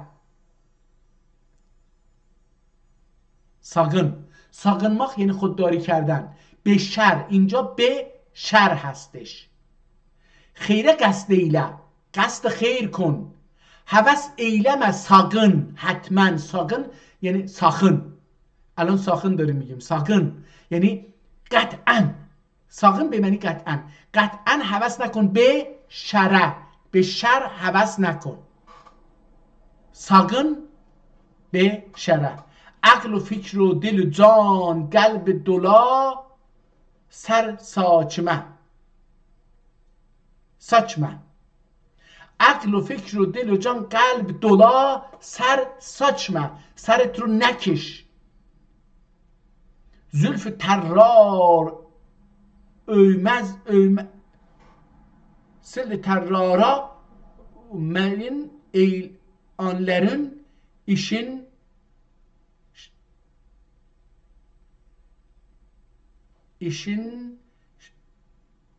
şere neşere عقل و فکر و دل و جان و دل جان قلب دولا، سرسچم زلف ترارا.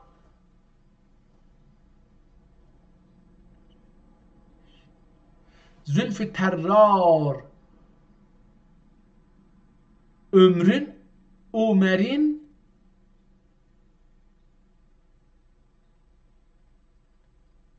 این کلمه رو نمیتونم بخونم. تل زلف ترار را و مرین آنلرین ایشین نستره. اینو نمیتونم بخونم. زلف ترار اومرین آنلرین ایشین نستره یا نشتره. نمیدونم این چی میشه. میشه ترار اومرین. این چیه؟ عمرین چی میتونه باشه؟ آنلرین ایشین نستره یا نشتره.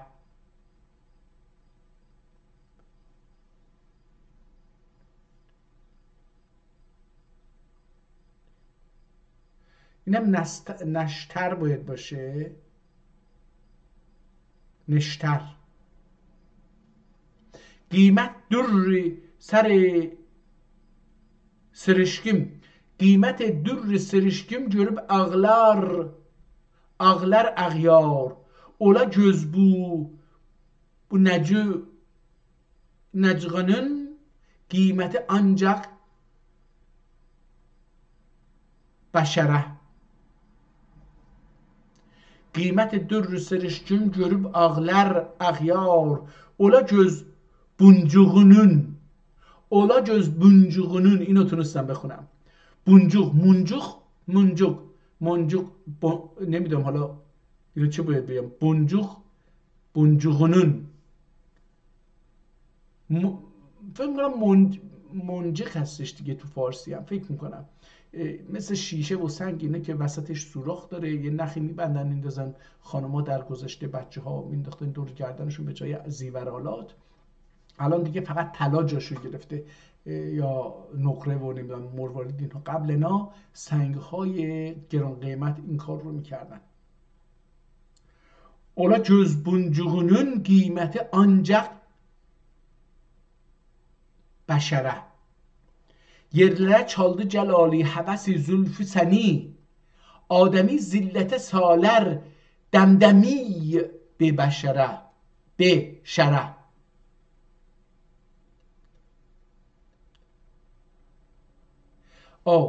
آدمی زلته سالار دمدمی به شره. حالا این شعر رو یه مقدار بد خوندم برای اینکه میگم اولین بارم دارم میخونم این کتاب رو و خطش هم بعضی جاها رو نمیتونم بخونم. با کلام من ترکیم خیلی ضعیفه، بعضی از کلمات رو نمیتونم، تصوری ازش تو ذهنم نیست. نخوندیم که من ذهنم این کلمات رو و این املای این کلمه رو داشته باشه.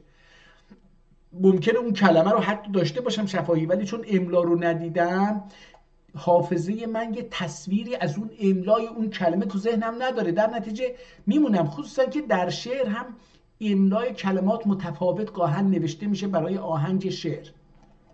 بریم صفحه 200 ببینیم صفحه 200 چی داره برای ما. 300 ببخشید، صفحه 300 رو ببینیم چی داره.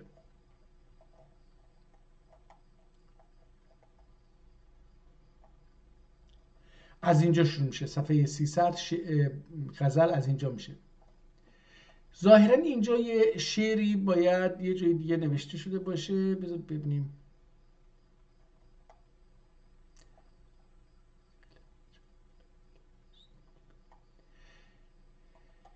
بیندن زیاده، بیندن بیگیدن نمیشه، بیندن زیاده. عجبا بی سوزی هم بین که بیگ نوشته میشه. البته اون بیدن زیاده aşığı var کوهکن gibi. Gelmiş degül o Xosrow şirin suxan gibi. Binden ziyade aşığı var کوهکن gibi. Gelmiş degül o Xosrow şirin suxan gibi.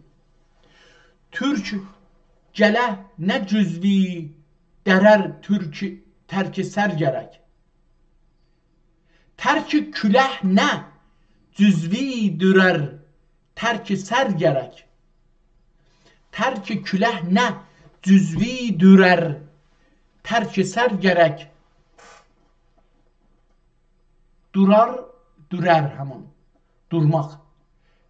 Tərk küləh nə cüzvi dürər tərk sər gərək.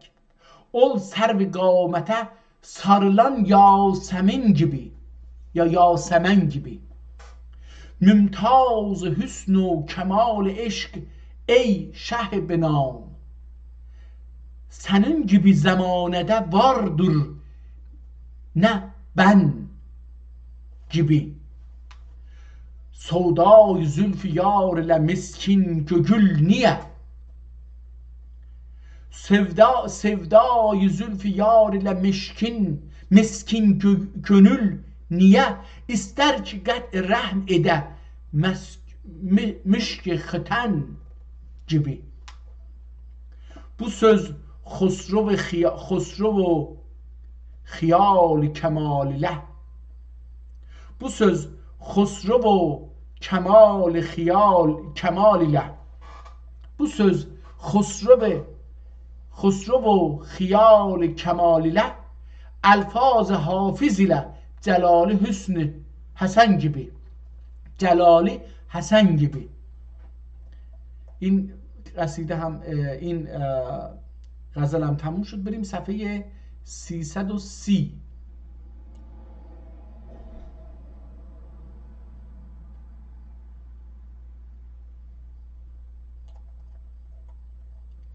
از اینجا شروع میشه احتمالاً.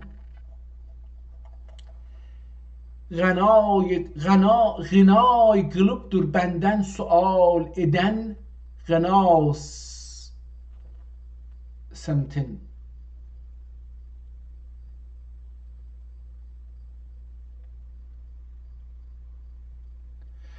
غنای قلوبdur benden sual eden غناسım betin. Fagirulhalidir sultan olan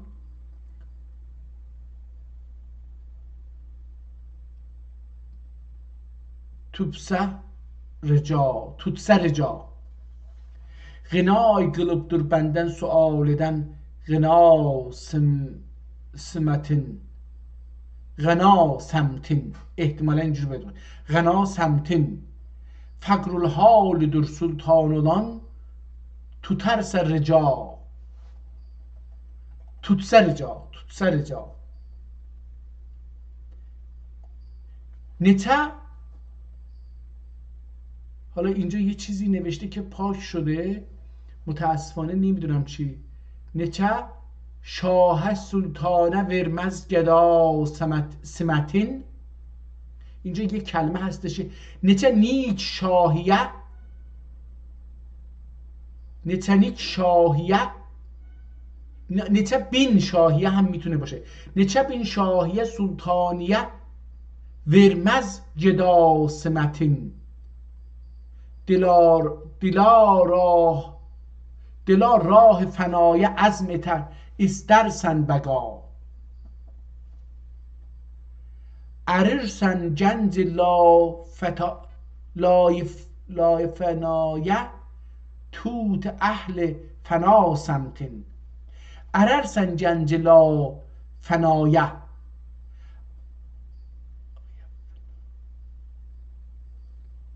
اررسن جنج لا یفنایه توت اهل فنا سمتن. این چی میگن؟ چی میگن؟ یه چیزی هست تو اشعار چیز. اینجا 5 تا مصرع میشه یک مفهوم. طبیب عشقünden غیره uzun kim aşina eyler.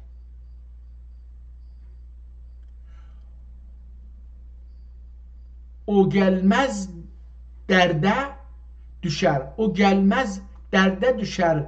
Derdine sanur deva. طبیب عشقden غیره özün kim aşina eyler. O gelmez derde düşer, derdine sanır deva. Ayağı toprağın ehli sefahan tutya. Ayağı toprağın ehli sefahan tutya.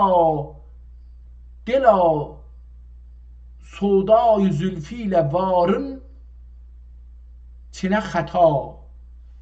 Varın çine hata. Alan bu Çin zülfünden kabul etmez hata. Tulusun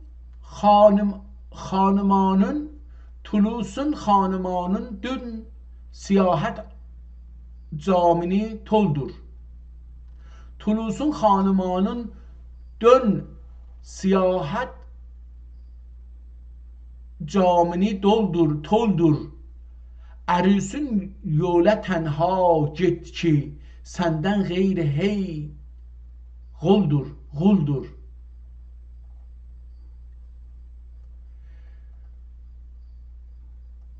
Tolsun yani hemen. Tolsun hanımanın dün seyahat camini toldur. Arisin yola tenha git ki senden gayri hep guldur. Cehani gör khali her neyan baqa sen oldur. Cehani gör khali her neyana baqa sen, her yana baqa sen, her neyana baqa sen oldur. Gönül biganelerle aşinalık bir qədəm yoldur. Düşüb kühsara mecnun gibi terk et aşina semtin. این یک شعر بسیار بلندیه دیگه، غزل نیست، این یه چیز بلندتریه. دل ابداله دیک حمامه گرسه حقسه گل خندن.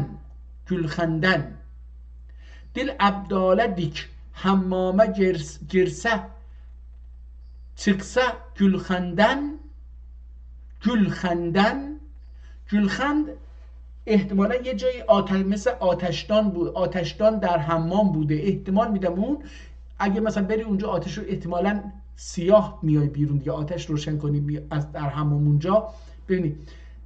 دل ابداله دیک حمامه گرسه çıksa gülxəndən yanınca salınıp sürünməsə el çəksə daməndən. Müqərrər ey təbib canın ki,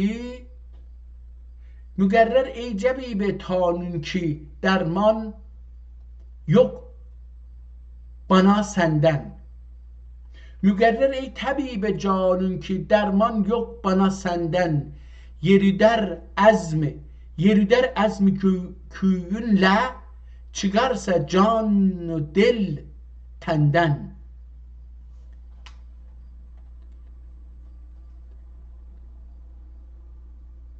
Müqərrər ey təbib canın ki dərman yox bana səndən. Yeridər əzmi küyünlə çıkarsa can direl tenden. یا جان درل نوشته ولی من این رو دل باید بخونم. دل تندن و تندن خوش görər dilxəstələr dar şəfa. Baxə zar olmasın, necə zar olmasın əhl-i fəna pərvay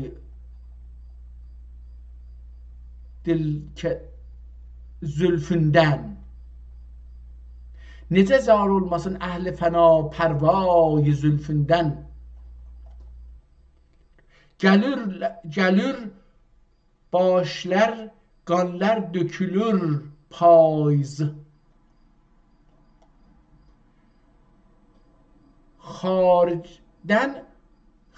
Xaricdən nə qanlar yox, qanlar yötdülər qoğay دل اتاقه دل اشاقه تن اتمه görüp سودای ziyaret kılım gelemin ابدال olur mi کربلا سمتین. حالا این شعر ادامه داره، من یک صفحه خوندم، بذارید بخونیم اینو. عجب غوغایه salmıştır seni bu kesret ey vaiz bülünmür bu kesafetle şehvet şuhud و وحدت ey vaiz bülünmür bu kesafetle şuhud و وحدت ey vaiz bu محسوسات ile olmaz hakiki وصلتی نه لازم اهل عرفانه بیان cennet gel eblehlü ki guanın sen öcretme bana semtin. İhtimalen این گل نه یا کل ابلهلو کی، من میخواستم اینو göz ابلهلوگی کی اینجوری بخونم برای اینجا جل کل ابلهلوگی guanın sen öcretme bana semtin. Çok ehli tab olur cerha ki fenni şiirde mahir. Çok ehli tab olur ki olur gerçi ki fenni şiirde mahir. Kimi teşbihedir, kimi خیال معتبر ظاهر kimisi vazn eş'are nizami nezmedir qadir. Nizami gibi nezmide selaset isteyen şair Celal'ün terz eş'arından اخذ اتسون ادا. حالا اینجا یه چیزی نوشته بوده که پاکش کردن، این زیر متاسفانه ادامه داره این شعر، یعنی متاسفانه اون رو پاک کردن دیگه. ما بریم آخرین صفحه هم بخونیم و تمام بکنیم. صفحه 181 هستش، ولی بیایم بالا چون اینجا عکس ها هستش. عکس ها میایم بالاتر و میرسیم به اشعار، آخرین اشعار که ببینیم آیا یه چیزی هم میتونیم ازش در بیاریم. کتاب بذارید تا اینجا دوستان، بذارید اینو بریم بالاتر. من از اینجا به بعد رو بخونم چون که به نظر میاد از اینجا به بعد مربوط به باسور امراضی، چون این برای بواسیر دیگه. باسور امراضی چون زیتون چردگی مقداری buzi مقعدینه şaf gibi goyalar. Ol buz مقعددeki eriye daf'ide ola. mücerrebdür. تجربه شده. میگه که یخی به اندازه دانه زیتون رو داخل مقعدتون بذارید، شاف بکنید، اون بواسیر رو از بین میبره. نمیدونم، حالا دوستانی که مایلن میتونن امتحان بکنن. این کتاب چند تا تاریخ داره در بالا، هر چقدر بالاتر میرم این تاریخش بیشتر دیده میشه. و اینجا هست ببینید،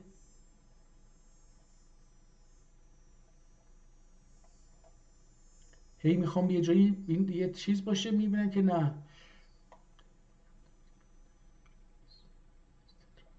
نگاه کنید، حالا از اینجا میخونم دیگه، نمیرم بالاتر. اینجا 944 نمیدونم این چی هست. بذار ببینیم. اینجا 949 هست. ببینید چی نوشته. ببینید مثلا اینجا نگاه بکنیم. ماحصل لایق ندیدیم، ماحصل لایق ندیدیم من با سن طمع سلیم، من با بن طبع سلیم. ماحصل لایق ندیدیم من با بن طبع سلیم، طبع سلیم. سفلگان و بینوایان می شود یاران، چون شنیدم نطق آن شه، در دلم الهام گشت. صورت تاریخ او مردود شد شیطان ما.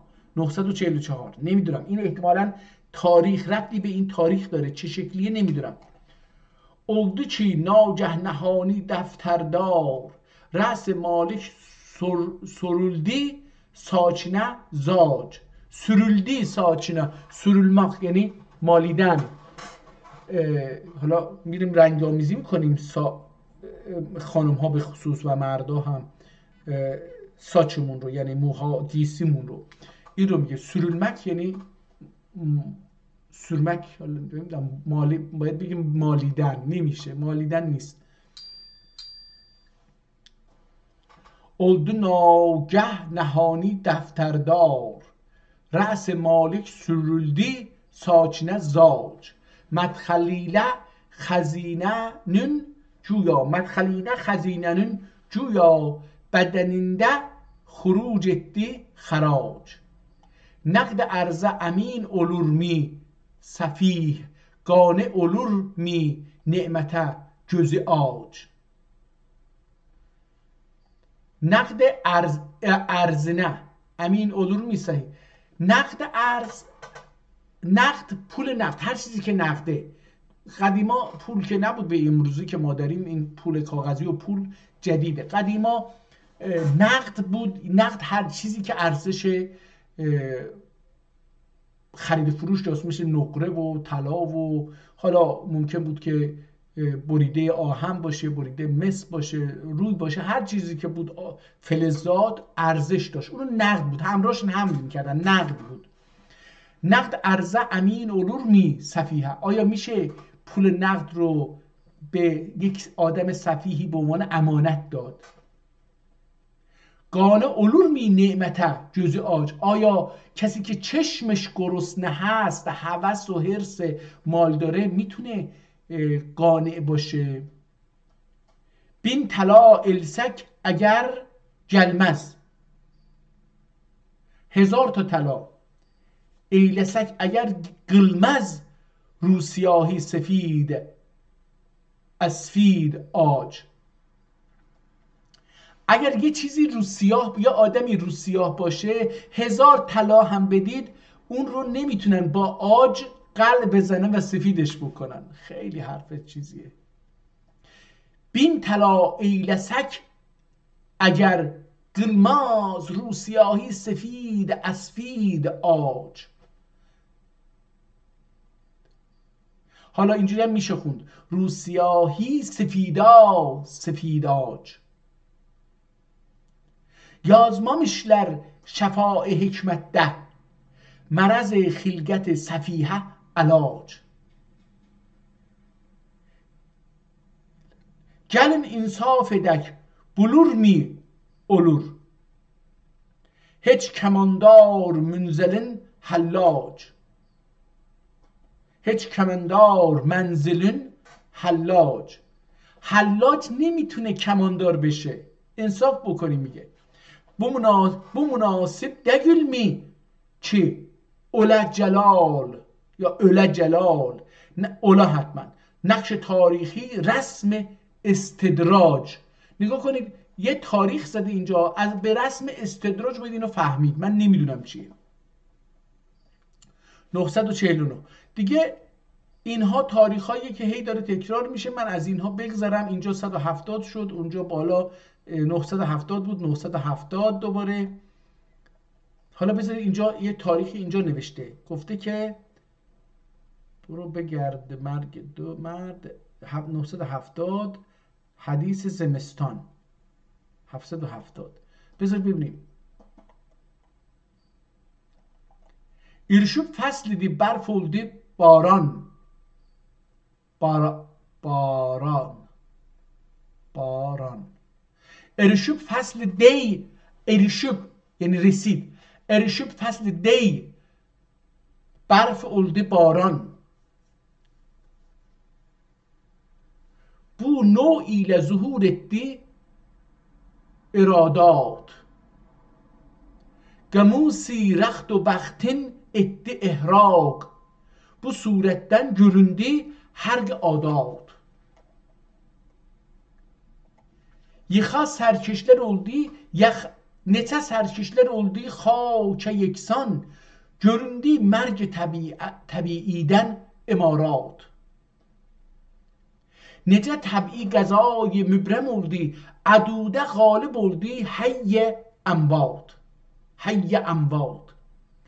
Necə ənfus həlak oldu bu dəmdə və badən hükm olundu bu əlamat. Ölüsü dirisinə bəndi xəlqün.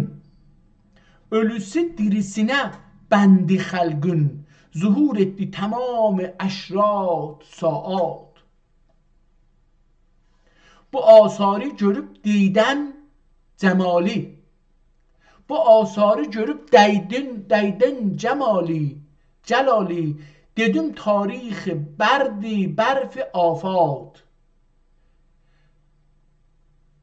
سرد و مکر مرگ و مرد حدیث زمستان. 970 ناگهانی رسید فصل شتا ز آسمان. حالا اون شعر بالا رو داره چیز میکنه، بذار ببینیم اینجا چی میگه. در کوهستان دست زین سرما وحشیان جمله مرد و مرغان شد. فکر کردم بیان تاریخش در عدد وحدت زمستان شد. 907 اینا من دیگه اینها رو بلد نیستم. این یه علمیه در گذشته به کار می بردم برای بیان تاریخ، یک نوع رمزه. من اینو بلد نیستم. اینجا آمود و خودش هم دیدش 970 رو نوشت. احتمالا این کتاب در سر 970 نوشته شده باشه، چون بیشتر این عدد رو میبینم. اینجا بواسیر رو که تاریخش رو خوندیم. حالا اینجا هم یه شعر دیگری اینجوری گفته، اینم فارسی هستش ولی آخرین بیتش رو میخونم. تعدد بکردم چون تاریخ وی. حالا اینجا جوانان شفا یافت پیران بمرد. زحل مشتری هر دو طامح بشد. تعدد بکردم چون تاریخ وی ز هجرت وبای مشایخ بشد. دوباره 970 این تاریخ ها رو به رمز نوشته. من نمیدونم، این یک نوع رمزی که در میارن و میخونن. جشت چو آن نیک خو قاضی شهر حلب، آن گوهر خنده رو فاضل عالی نسب. پرورق مشک و بو خلق و نوشته برز. صورت تاریخ او زیب قضای حلب. دوباره 970 دیگه خیلی اینها رو نخونیم و کتاب رو بریم تمام بکنیم. حالا این آخر با یه خط جداگانه‌ای که برای من احتمالا مشکل خوندنش. وار که سوالم سنا ای منبع عرفان، yaz مسئله مشکلümüz حلنه تبیان. ذره gibi gerek eyleyesen şüphe kalbi. Zerre gibi gerek halliyesen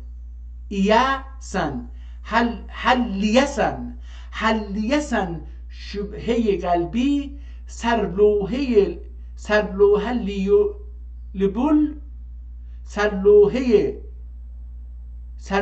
liyul neyenen Rızvan.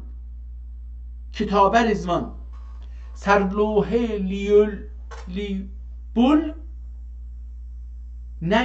neyaze Kitabe Rızvan.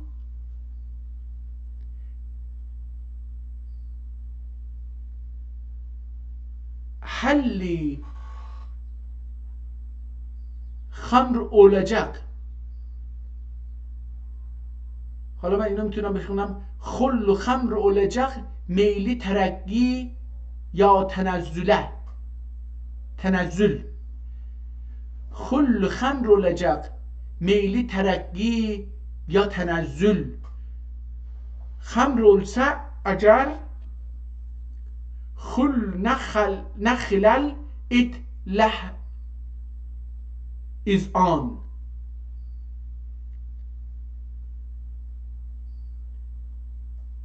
حالا این خط دوباره خوندنش عرض کردم یه مقدار سخته، یه مقدار، ولی خب میشه خوندن، این که نمیشه. bir dahi bu kim geraat ede bir cah, bercah هم میتونه بشه، بر bir مصلحت gögli mübaşir ola agah ol geraat ede kendimdir yıksa musafir mahiyet ane olmağa خود yoktur آنگاه. Nefsün bilenin banta فرمای جلالی. احتمالا این خط اصلی نویسنده این هست، خود شاعر با این خط نوشته، بعد اونو نوشتن، یعنی اون چیزایی که چیزه. من فکر میکنم این خطی که الان دارم میخونم خط اصلی اون نویسنده است، یعنی خود جلالی به این خط نوشته. نفسون بلنون بنایی فرمانی جلالی از آن نفس ایلن الینه گانله قربان جان ile قربان. از آن نفس ایلینه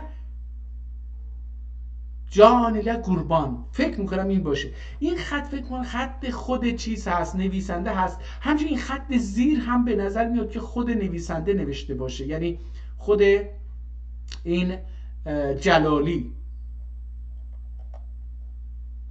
ناگهان بحر دل جلب جوشه انتباه ادی نچه خاموشه sahil bahre saldı iki sedef, biri gövher, birisi dürrer necef. Kıldı izhar yani iki sual, rüg'e dilferib olup dellal. Kıldı izhar halge idraküm, iktizai gerihe paküm. Biri sirri sualümün mektum. Biri sirri sualümün mektum, mührümün hatam ile mahtum.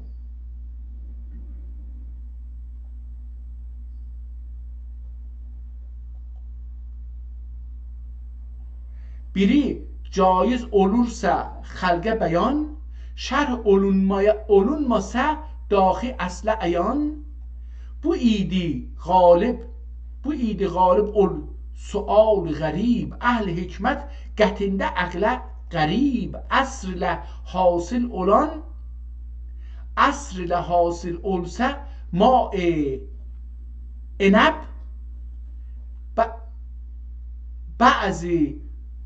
بعضی خل اولسه بعضی سکره سبب. بعضی خل اولسه بعضی سکره سبب. سکر یعنی مستی. و با خود خمره خلولب تحویل و یا خود خمره خلولب تحویل. حلم میتونی بخونی ولی نقطه داره. فرض اولسه خمره خل تبدیل. حالا اینجا ایزن گذاشته، مثلا اینو من میتونم در این شعر خیلی از ایزن استفاده کرده، یعنی دو تا کسر مانند استفاده کرده. من این رو میتونم اینجوری هم بخونم، مثلا عنب غریب یا عنب بعضی خلولسه بعضی سکره سبب. این بالا هم این رو اینجا گذاشته، مثلا خوشه ناگهان بحر دل جلب جوشه. مثلا اینجوری باید بخونیم ناگهان بحر دل جلب جوشه انتباه ادی نچه خاموشه ساحل بحر saldı iki sedef biri جوهری birisi durər nəcəf. حالا بریم صفحه بعدی. و یا خود خمره خلولوب تحویل فرض olsa خمره خلال تبدیل bu iki hal قطع پایه durur. تحویل البته اونم میتونه نه ikisi gerçe asl maye durar. Genğisidir tergiye qabil gengisidir tenzile مایل. حالا دیگه این شعر ادامه داره و من فکر کنم نزدیک 2 ساعته که ما اینجا با این کتاب مشغول بودیم. ببینیم چند ساعته. 2 ساعت و 16 دقیقه. خیلی از این کتاب خوندیم. خیلی هم ارزش خوندن داشت. واقعا ارزش خوندن داشت. ولی این صفحه آخر ببینیم آیا یه تاریخ دیگری در اینجا میتونیم پیدا بکنیم. غنی در عشق göklüm نه حالم نه ملالم var. Gözlerek eyni beladır ey. چی نمیدونم این چی هست. bunu yazan اقیانه سر. حالا اینجا یه دعاهایی در حق کسانی که هم خونده. ندور ای شوخ غنی در عشقیله köklüm نه مالم نه ملالم var. واو خیلی عشق با عشق دل من غنی هست. نه مال دارم نه ملال. ندور ای شوخ دامن bizde bu میل سیل عشق. yeter ağlat beni gel آب چشم خونفشانیدن کد. نه نیست آقا نیست نمیتونم. خب این کتاب بسیار کتاب جالبی بود.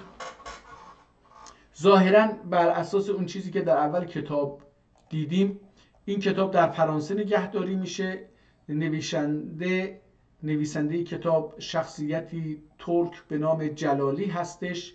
اسم کتاب رو دیوان جلالی گذاشتن. خودشو خیلی جاها شاه مینامه. نمیدونم آیا مثلا این لقبشه یا اینکه شاه بوده واقعا نمیدونم. و برای اولین بار این کتاب رو خوندم. خیلی چیز هستش جالب هستش. ظاهرا یه عددی هم بود که در اینجا 900 غزل 615 یا 915 غزل وجود داره در این کتاب که من فکر میکنم حدود 15-20 تا از اینها رو خواندم. روز خوبی بود برای من. خیلی شاکر الله متعال ulu Tanrı'nın dergahına çok şükür ki mənə gözümü açdı tarixi yazılmış kitablara. Geçmişdə yüzlər il öncə bu kitab ki oxuduq 473 il bundan öncə yazılmış kitabdır. 472 il bundan öncə yazılmış kitabdır. Türk dilində yazılıbdır. Bunu oxumağa mənim gözümü, bu cür kitabları oxumağa mənim gözümü açdı və mən deyə bilərəm ki, dostlar, hələ yox. %10 mühəndisi cəhlin sistemindən eşiyə çıxa bilmişəm. Çünki bu mühəndisi cəhli yaratdığı divarları ki, bizim zehnimizdə, ağlımızda, mədrəsələrdə, məktəblərdə, danışqahlarda, kitablarda, filmdə, sinemada, orada, burada, suxənranlıqlarda böyüklərin sözlərini, onlar ki, böyük fikirlik, onlar böyük deyirlər. Onlar hamısı zindanbandırlar, onlar hamısı mühəndisdirlər. Ki, bu zindanın divarın hey qalinləşsinlər, hey qalinləşsinlər. Mən türkü kitabları, qədimi kitabları oxumaqlarla qeytmişəm, o divarda dəli yaşamışam, başımı oradan uzaldıram eşiyə, Türk dünyasını görürəm.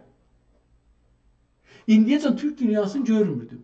Bu kitabları oxuyandan ki, indi 129 cələsədir oxuram bunları, çalışıram oxuyam. Həm türküm yaxçılaşıb, türkünü oxumağım yaxçılaşıb, həm əl yazma oxuya bilirəm, qabaqdan əsla oxuya bilmirdim, indi oxuya bilirəm.